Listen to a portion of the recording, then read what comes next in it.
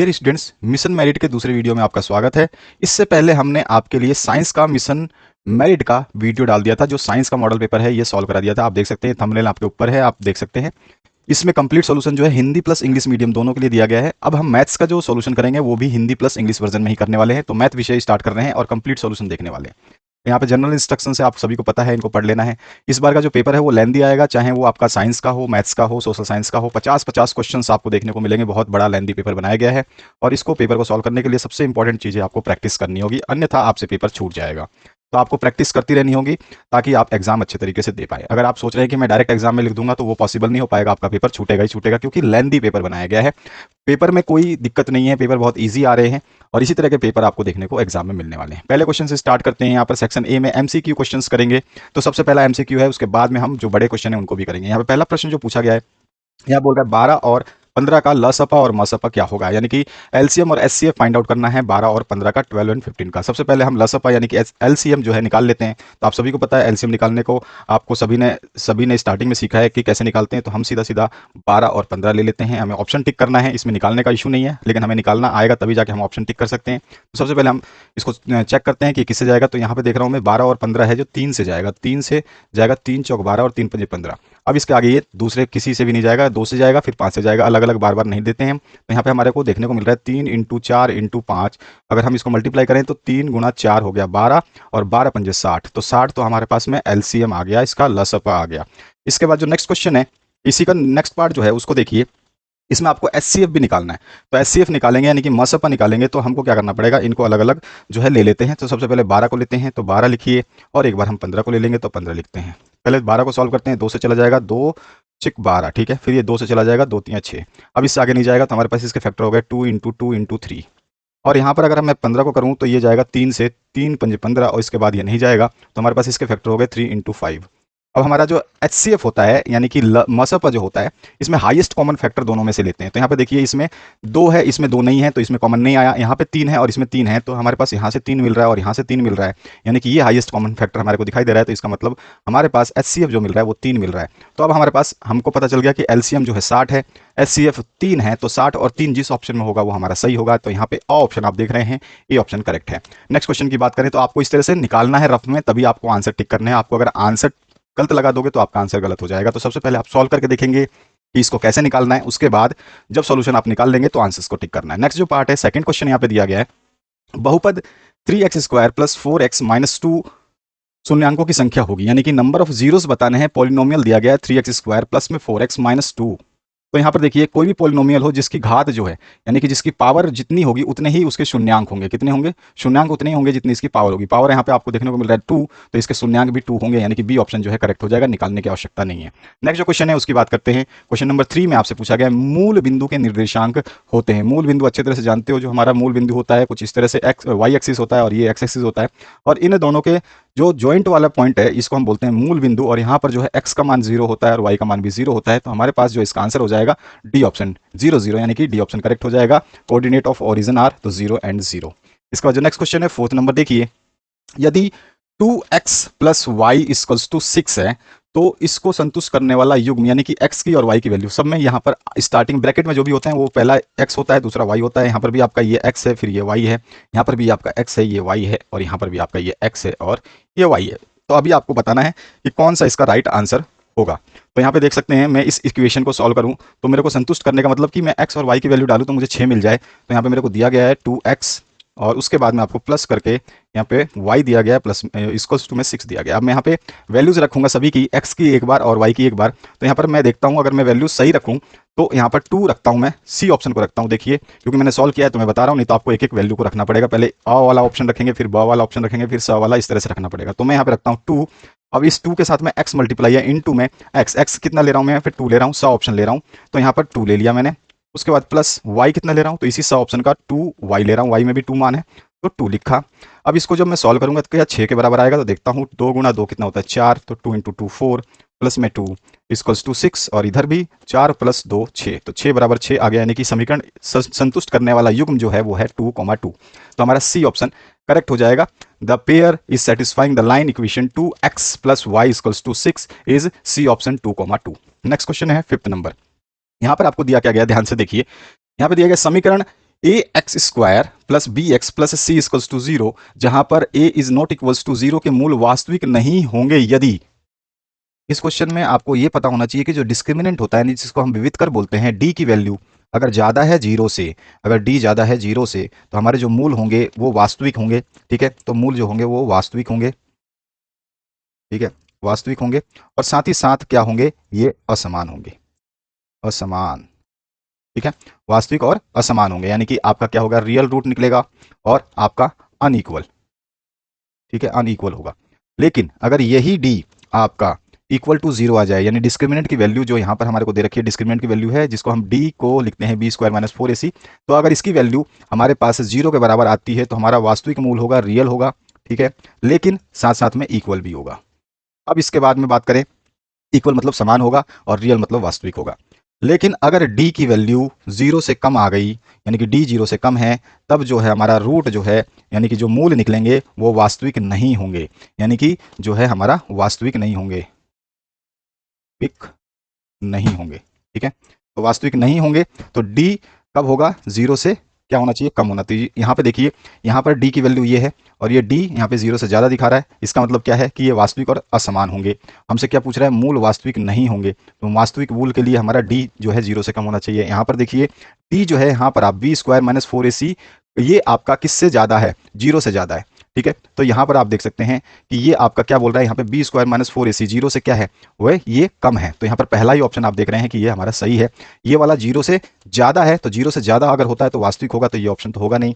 अगर ये बराबर होता है तो बराबर होगा, तो रियल इक्वल होगा, ये भी हमारा ऑप्शन होगा नहीं। तो इसमें से कोई नहीं, तो ऑप्शन तो ये हो ही नहीं सकता, क्योंकि हमारे पास पहला ही ऑप्शन सही है, b square minus 4ac is less than zero. तो यहाँ पर जो हमारा ए ऑप्शन है इसका करेक्ट हो जाएगा। ठीक है, फर्स्ट ऑप्शन जो है इसका करेक्ट हो जाएगा। तो यहां पर देख सकते हैं इंग्लिश में, in which condition the roots are not real in quadratic equation. Not real किस में होता है, तो जब हमारा क्या होता है, डी की वैल्यू जो है ये कम हो, किससे, जीरो से। और डी की वैल्यू आप देख रहे हैं, डी मतलब, डी का मतलब हो गया, डी बराबर क्या देता है, बी स्क्वायर माइनस 4ac। अब ये वैल्यू जो है ये जीरो से कम आती है, तो हमारा जो है मूल जो है वो रियल नहीं होगा, नॉट रियल होगा क्वाड्रेटिक इक्वेशन का। तो हमारे पास आंसर क्या आ जाएगा, ये ऑप्शन करेक्ट हो जाएगा। नेक्स्ट क्वेश्चन की बात करते हैं। यहाँ पे सिक्स क्वेश्चन है, एक समांतर श्रेणी 3 7 11 15, 3 7 11 15 के लिए सार अंतर आपको बताना है। तो आपको पता है कि पिछले टर्म में से अगले टर्म को घटा देते हैं, यानी 7 में से 3 को माइनस करिए, तो मैं 7 में से 3 को माइनस करूं तो मेरे पास यहाँ पे 4 आ रहा है, तो सार अंतर डी ऑप्शन मेरा यहाँ पे सही आ रहा है। कॉमन डिफरेंस जो है आपको देखने को मिल रहा है, वो कौन सा आंसर सही होगा, common difference of AP will be 4। ठीक है, तो डी ऑप्शन यहाँ पे करेक्ट हो जाएगा। नेक्स्ट क्वेश्चन की बात करते हैं। यहाँ पे दिया गया है 2 sin 45 cos 45 का आपको मान बताना है, 2 sin 45 cos 45 का मान बताना है। तो देखिए सबसे पहले हम लिख लेते हैं, यहाँ पे दिया क्या गया है, 2 sin 45, 2 इंटू साइन 45, ये साइन 45 कितना होता है, तो साइन 45 होता है 1/√2। आपको टेबल याद होनी चाहिए, टेबल के लिए मैंने अलग से वीडियो बना दिया है।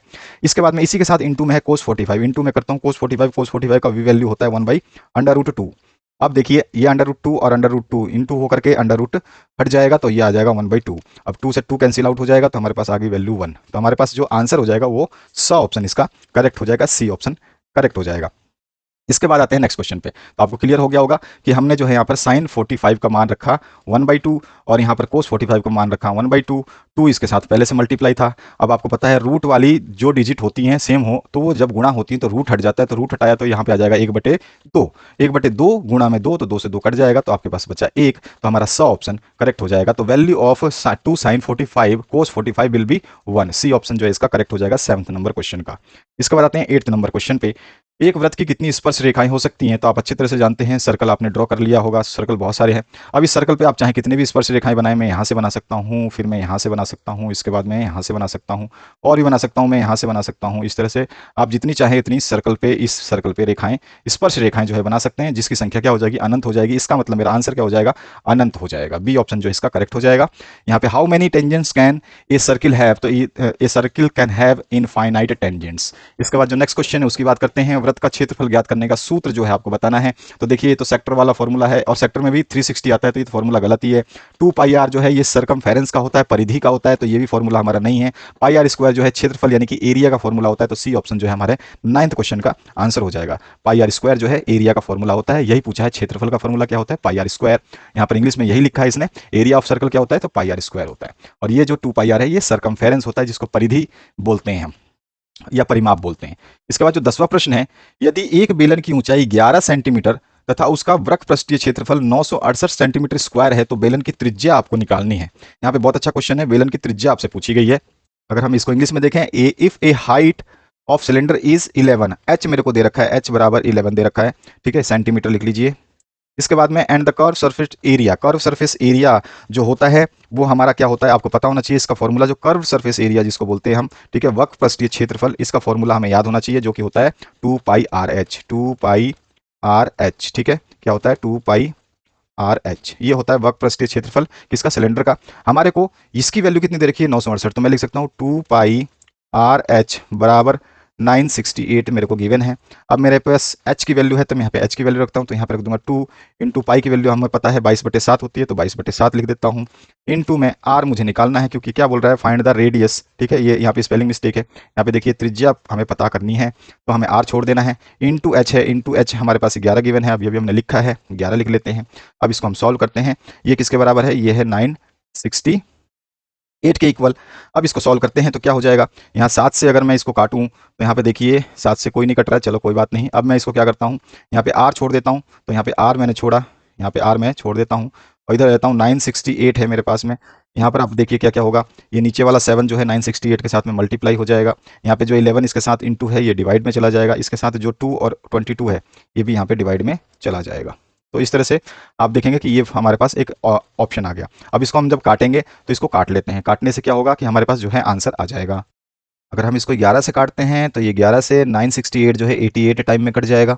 इसके बाद में जो है 22 से अगर मैं 88 को काटूँ तो ये 4 टाइम्स में कट जाएगा, और फिर 4 को मैं 2 से काटूँ तो ये 2 टाइम्स में कट जाएगा।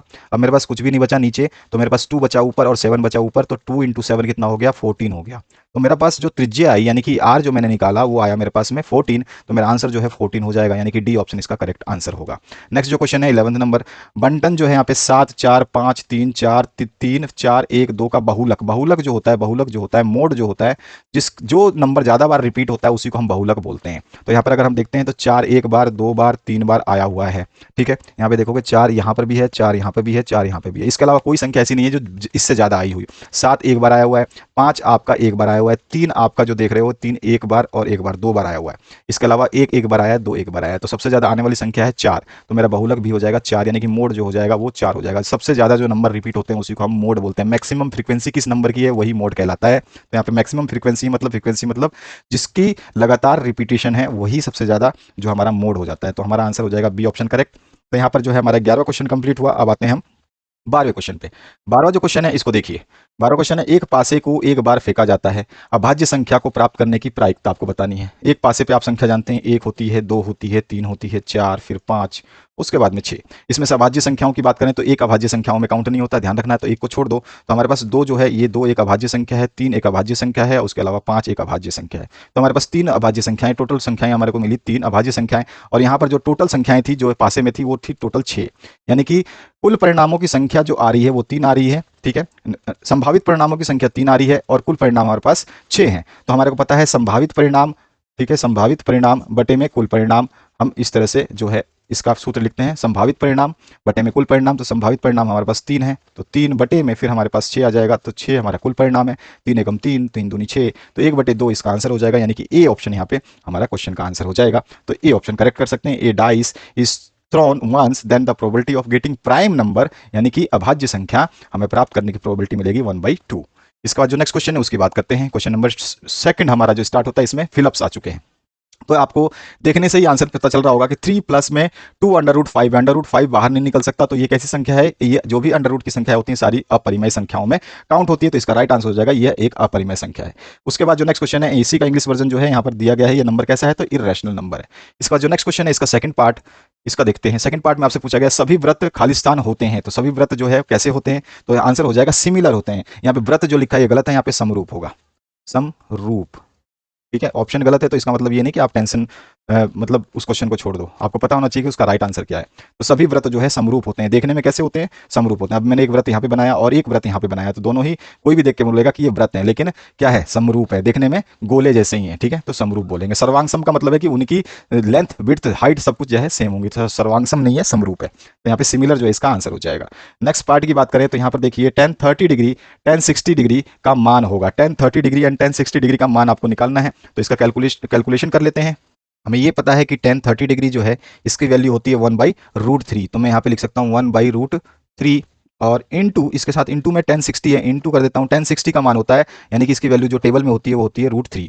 तो √3 से √3 जो है ये कैंसिल आउट हो जाएगा। इसका मतलब आपके पास बचा क्या, तो आप कुछ भी कह सकते हैं सीधे सीधी कि मेरे पास एक बचा, ये 3 से 3 कैंसिल आउट हो गया, तो मेरे पास जो आंसर आएगा वो आएगा 1।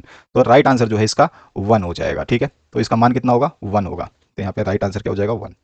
इसके बाद जो नेक्स्ट क्वेश्चन है उसकी बात करते हैं। वृत्त की स्पर्श रेखा और त्रिज्या के बीच जो है संबंध खालिस्तान का कोण बनता है। तो देखो, वृत्त की स्पर्श रेखा जो है, ये वृत्त है, वृत्त पे कोई भी स्पर्श रेखा की बात करूं मैं यहाँ से, अगर मैं कोई स्पर्श रेखा खींचूं तो इस तरह से मैंने सपोज करो ये स्पर्श रेखा खींच दी।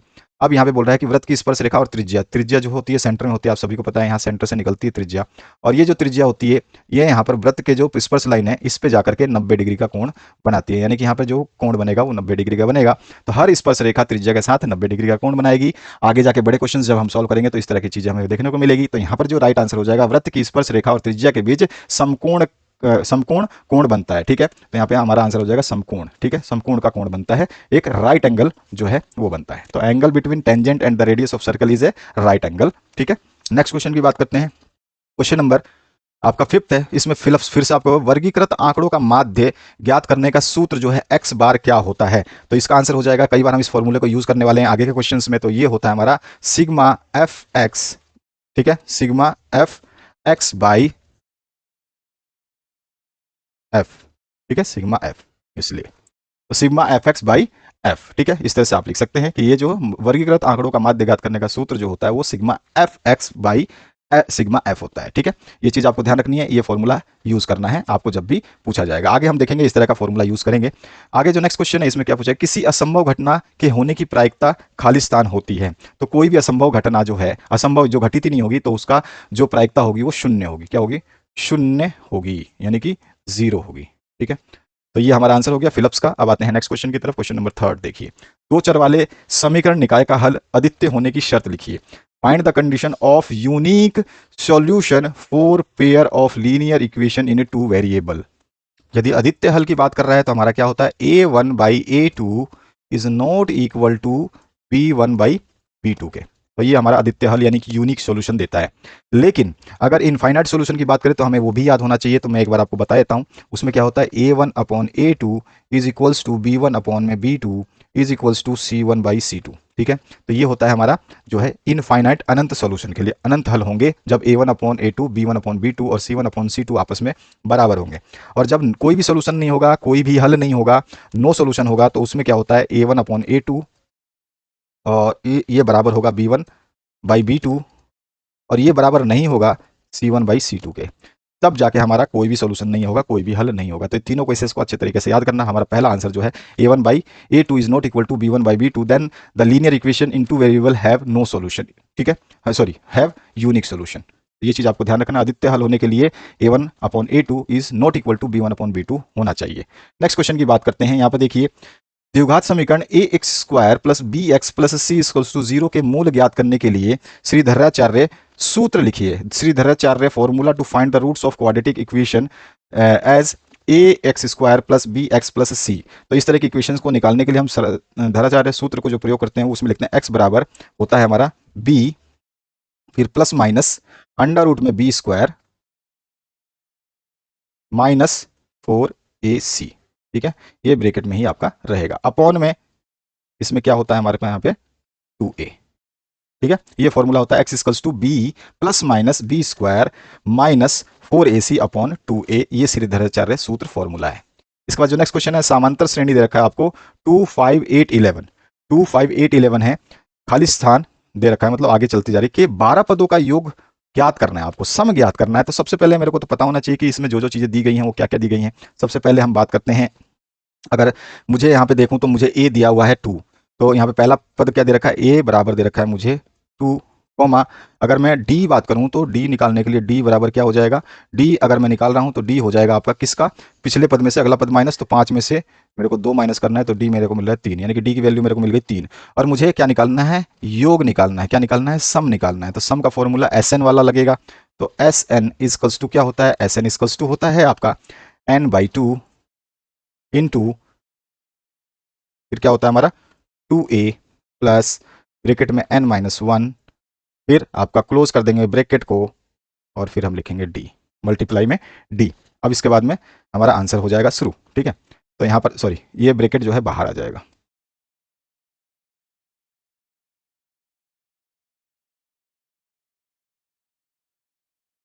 हमारा ब्रैकेट जो है इसमें बाहर आ जाएगा इस तरह से। तो ये हमारा फॉर्मूला हो गया एस एन का। अब हमारे को सारी वैल्यूज पता है। सबसे पहले एन, कितने पदों की बात कर रहा है, एन हमको दे रखा है 12, तो मैं लिख दूंगा एस 12 बराबर क्या हो जाएगा n/2। तो n कितना है 12, तो मैं यहाँ पे लिखूंगा 12/2। ठीक है, यहाँ पे ब्रेकेट स्टार्ट करूंगा। अब 2 इंटू ए है, 2 इंटू ए कितना है, तो ए यहाँ पे देखोगे 2 है, तो इसको लिखा 2 प्लस फिर मैं n-1, n मेरे पास कितना है 12 है, तो 12-1 इंटू में डी कितना है, डी मेरे पास 3 है, तो डी यहाँ पे 3, ब्रैकेट क्लोज। अब इसको हम सॉल्व करते हैं, तो ये 12/2 कितना हो जाएगा, ये हो जाएगा हमारे पास 6, तो इसको मैंने लिखा 6। अब इसके बाद में ये 2 गुना 2 कितना हो जाएगा 4, ब्रैकेट में कितना हो जाएगा ये 12-1 11, बाहर कितना इंटू में है 3, ब्रैकेट क्लोज। यहाँ पर आपका आ जाएगा 6। इसके बाद में अंदर आपका सॉरी यहाँ पे प्लस का साइन जरूर लगा देना, प्लस का साइन है। अब यहाँ पे आपका +4 प्लस में आपका 11-33, तो यहाँ पे बचा आपका 33। इसके बाद में हम इसको जोड़ लेते हैं, तो ये 33 और 4 37 हो गए, तो यहाँ पे हमारे पास 6 इंटू 37 आ गया। अब इसको मैं मल्टीप्लाई करूँगा 6 और 37 को, तो ये मेरे पास आ जाएगा 222। तो इसका आंसर जो हमारे पास आ जाएगा वो आ जाएगा 222। ठीक है, तो हमारे फिलअप्स में जो है सॉल्यूशन निकाल के भर देना था। 222 जो है यानी कि 222 जो है इस श्रेणी के 12 पदों का योग होगा। तो ये हमने निकाल के देख लिया। यहाँ पे अगले क्वेश्चन की बात करते हैं। क्वेश्चन नंबर जो नेक्स्ट है आपका, इसमें देखिए क्या पूछा गया है। दो समरूप त्रिभुजों की भुजाओं का अनुपात 4:9 हो तो इन दोनों त्रिभुजों के क्षेत्रफलों का अनुपात ज्ञात कीजिए। If the ratio of sides of two similar triangle is 4:9 then find the ratio of areas of two triangles. बहुत इजी सा है। आप जानते हैं कि समरूप त्रिभुजों का क्षेत्रफल का अनुपात जो है भुजाओं के अनुपात के वर्ग के बराबर होता है, भुजाओं के अनुपात के वर्ग के बराबर होता है। The ratio of the area of similar triangle is the square of the ratio of the sides. ठीक है, is equal to the square of the ratio of the sides. अतः त्रिभुजों के क्षेत्रफलों का अनुपात क्या हो जाएगा, तो त्रिभुज क्षेत्रफल त्रिभुज 1 का क्षेत्रफल बटे में त्रिभुज 2 का क्षेत्रफल, और जो बराबर होगा भुजा 1 का भुजा 1 बटे में भुजा 2 और दोनों का स्क्वायर। तो अब मुझे पता है कि भुजा 1 की वैल्यू दे रखी है 4 और एक भुजा दे रखी है 9। आप देख रहे हो भुजाओं का अनुपात दे रखा है 4 और 9, तो मैंने यहाँ पे भुजा 1 की जगह रखा 4 और दूसरा जगह रखा 9। तो 4 और 9 का जो स्क्वायर करोगे तो 4 का हो जाएगा 16 और 9 का हो जाएगा 81। तो 16/81 जो है इसका आंसर आ जाएगा। यही अनुपात हमें निकालना था उनके एरिया का, यानी कि क्षेत्रफल का अनुपात क्या हो जाएगा, क्षेत्रफल 1 बटे क्षेत्रफल 2, यानी कि क्षेत्रफल का अनुपात आया 16:81। तो मैं लिख सकता हूँ 16:81। ठीक है, तो यहाँ पर हमारा आंसर क्या आ जाएगा 16:81। क्लियर हुआ, तो ये चीज़ आपको ध्यान रखनी है। अब नेक्स्ट क्वेश्चन की बात करते हैं। यहाँ पे पांचवा जो प्रश्न पूछा गया इसको देखिए। पांचवें प्रश्न में आपसे क्या पूछ रहा है, यहाँ पूछ रहा है sec 40 डिग्री अपॉन में cosec 50 degree minus sec 50 degree upon में cosec 40 डिग्री का मान ज्ञात कीजिए। तो ये भी बहुत सिंपल है। आप जानते हैं कि इस sec 40 को क्या लिख सकते हैं, तो मैं इसको लिख सकता हूँ sec ब्रैकेट में sec 40 को मैं लिख सकता हूँ 90 - 50। ठीक है, अपॉन यहाँ पर क्या है cosec 50 डिग्री, यहाँ पे फिर माइनस का साइन है तो यहाँ पे माइनस लगा दूंगा। फिर अगला जो है आपको फिर से हमें लिखना है sec 50 डिग्री है, तो sec 50 डिग्री को हम क्या लिख सकते हैं, sec 50 डिग्री को sec 90 - 40 डिग्री अपॉन में क्या है यहाँ पर cosec 40 है, cosec 40। अब आपको पता है sec 90 - थीटा, sec 90 - थीटा बराबर होता है cosec थीटा के बराबर। ठीक है, तो यहाँ पे थीटा की जगह देखो आप, यहाँ पे क्या 50 है, तो मैं क्या लिख सकता हूँ cosec 50। ठीक है, sec 90 - 50 को क्या लिख सकता हूँ cosec 50, जो कि मैंने फॉर्मूला बताया, ये फॉर्मूला होता है। यहाँ पर जो भी थीटा की जगह होगी वो यहाँ पे थीटा की जगह आ जाएगा। तो यहाँ पे थीटा की जगह 90 - थीटा, थीटा की जगह क्या 50, तो 50 आ गया, बटे में cosec 50 है तो cosec 50 लिख दिया। ठीक है, इसी तरह से माइनस का साइन लगा के sec 90 - 40 है, तो sec 90 - 40 को क्या लिख सकते हैं cosec 40 लिख सकते हैं, cosec 40 अपॉन में cosec 40 ऑलरेडी है। ठीक है, अब आपको देख रहे हैं कि ये cosec 40 से 50 से cosec 50 कट जाएगा और cosec 40 से cosec 40 कट जाएगा, तो ये भी कट गया, ये भी कट गया, यानी कि 1 - 1 इक्वल्स टू क्या आ गया 0। तो मेरे पास इसका मान क्या आएगा 0 आएगा। ठीक है, तो मैंने यहाँ पे निकाल के दिखा दिया, इस तरह से आपको निकालना है। तो find the value of this, तो this is equals to 0। Next जो पार्ट है आपका, इसमें क्या पूछा गया ये देखते हैं। यहाँ पे देखिए 9 sec square theta minus 9 tan square theta का मान ज्ञात कीजिए। तो देखिए यहाँ पर ध्यान से, इसको बहुत ही सिंपल सा क्वेश्चन है, एक नंबर क्वेश्चन को एक नंबर के हिसाब से करना है। तो यहाँ पे 9 sec square theta minus 9 tan square theta हमारे क्वेश्चन में गिवन है, ये जो आप देख रहे हैं। इसमें हमने सीधा सीधा इसमें से 9 कॉमन लिया, तो 9 अगर बाहर निकाल लिया तो सेक स्क्वायर थीटा बचा अंदर, और माइनस में टेन स्क्वायर थीटा बचा। और हमें पता है कि sec square theta minus tan square theta का मान जो है 1 के बराबर होता है, ये फॉर्मूला होता है। ठीक है, तो sec square theta minus tan square theta की जगह हम 1 रख देंगे ब्रैकेट में। तो ब्रैकेट में अगर मैं 1 रखूंगा तो बाहर 9 था, 9 से 1 मल्टीप्लाई होकर 9 आंसर आ जाएगा, तो ये हमारा आंसर है। नेक्स्ट पार्ट की बात करते हैं इसका। नेक्स्ट पार्ट जो है इसमें देखिए 7वां क्वेश्चन, एक समय एक मीनार की छाया उसकी ऊंचाई के बराबर हो जाती है तो उन्नयन कोण ज्ञात कीजिए। At a time the shadow of a tower is equal to the height of the tower. तो शैडो जो है वो टावर के जो शैडो है टावर की, और वही जो है आपके हाइट हो जाती है equal to the shadow of tower is equal to the height of the tower. ठीक है, तो जितनी हाइट है, यानी कि मान लीजिए टावर है कोई, इस तरह से टावर मान लीजिए, तो जो इसकी हाइट है ना, ये जितनी भी हाइट है, मान लो इसकी हाइट मैंने एक्स मान ली, यहाँ पे लिखा है, माना मीनार की छाया जो है एक्स है, और जो इसकी छाया मान लो यहाँ पे सूरज है। ठीक है, इस तरह से सूरज है, अब सूरज इस पे पड़ रहा है, तो इसकी जो छाया इस तरह से यहाँ पे पड़ रही है, वो एक्स जितनी हाइट है ना, इतनी ही इसकी ये जो छाया भी हो रही है। ठीक है, तो इसकी छाया पड़ी तो एक्स बनी, तो वही हमने बताया। ऊंचाई हमें दिया है, मान लिया कि शैडो जो है वो एक्स है, तो ऊंचाई जो है हमने मान लिया कि वो एक्स है। ठीक है, और उसका जो है शैडो कितना है, वो आपका एक्स है, क्योंकि ऊंचाई जितनी है उतनी ही उसकी परछाई है, तो एक्स एक्स हो गया दोनों। अच्छा, अब हमारे को पता है कि एंगल निकालना है, क्या निकालना है, एंगल निकालना है, तो माना एंगल जो है वो ए है। क्लियर हुआ। अब हमें पता है tan ए जो होता है वो क्या होता है, तो सभी को पता है tan जो होता है लंब बटे आधार होता है। लंब कितना है, एक्स, आधार कितना है, आप आधार देख रहे हो कि आपका एक्स है। क्लियर हुआ। लंब कितना है, लंब हमारे पास में है एक्स, आधार कितना है एक्स, ये हमारा tan क्या होता है, लंब बटे आधार, लंब बटे आधार, यानी कि परपेंडिकुलर बाई में बेस। तो परपेंडिकुलर कितना है एक्स, और बेस कितना है x, x by x, x x cancel out, कितना बचा 1। तो tan ए का मान आया 1। तो tan ए का मान 1 कब होता है, जब हमारा tan 45 डिग्री हो। आपको टेबल याद होगी तो ही आप इसको करोगे, तो मैंने बार बार बताया कि टेबल याद कर लेना। तो tan ए का मान जो है 1 कब आएगा, जब वो 45 डिग्री हो, यानी कि मेरा जो tan का मान ए का मान जो एंगल माना था उसका मान कितना आ गया 45 डिग्री। बस यही हमें एंगल ही पूछा था, तो एंगल हमने निकाल दिया। इसके बाद आइए नेक्स्ट क्वेश्चन की तरफ।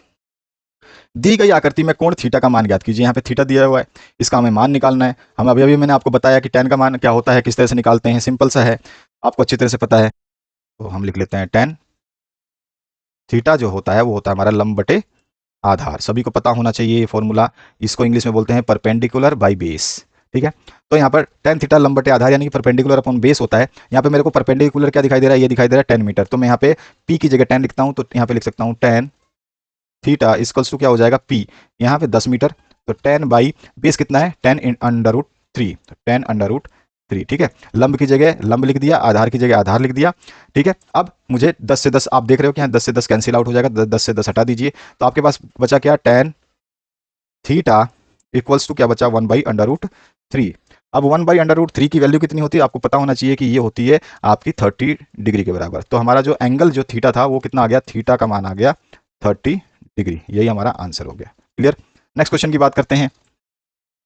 हाँ, यदि एक बिंदु P से O केंद्र वाले किसी वृत्त पर PA और PB स्पर्श रेखाएं परस्पर 80 डिग्री पर झुकी हों तो एंगल AOB का मान ज्ञात कीजिए। बहुत अच्छा क्वेश्चन है, सिंपल सा क्वेश्चन है, लेकिन देखिए यहाँ पर इफ टेंजेंट PA, तो यहाँ पर P से लेकर A तक ये टेंजेंट है आपका। क्लियर हुआ। तो यहाँ पे आपको टेंजेंट दिखाई दे रहा है कि ये P से लेकर के मेरा ये A तक का टेंजेंट है। क्लियर हुआ।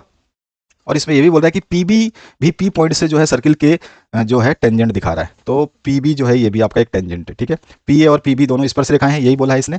और जो है वो पी जो है यह एक बिंदु पी से ओ केंद्र वाले किसी वृत्त पर पी ए और पीबी स्पर्श रेखाएं परस्पर 80 डिग्री का कोण बनाती है। तो ये कोण कितना बना रही है परस्पर, तो ये बना रही है यहाँ पर जो कोण बना रही है ये बना रही है 80 डिग्री का। कितना बना रही है, 80 डिग्री का कोण बना रही है।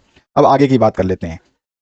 और एक चीज और हमें पता है जो मैंने आपको स्टार्टिंग में बता दिया था कि यहाँ पर जो स्पर्श रेखा और त्रिज्या के बीच जो कोण बनता है, ये वाला कोण जो बनता है ये कितना होता है 90 डिग्री, यानी कि बी वाला जो कोण है ये कितना है 90 डिग्री, ए वाला कोण कितना है 90 डिग्री। तो मैं यहाँ पे लिख सकता हूँ कि ये भी 90 डिग्री है। सीधा सीधा आप लिख सकते हैं वर्ड्स में कि स्पर्श रेखा के साथ त्रिज्या हमेशा समकोण एंगल बनाती है या फिर 90 डिग्री का कोण बनाती है, इस तरह से आप लिख दोगे।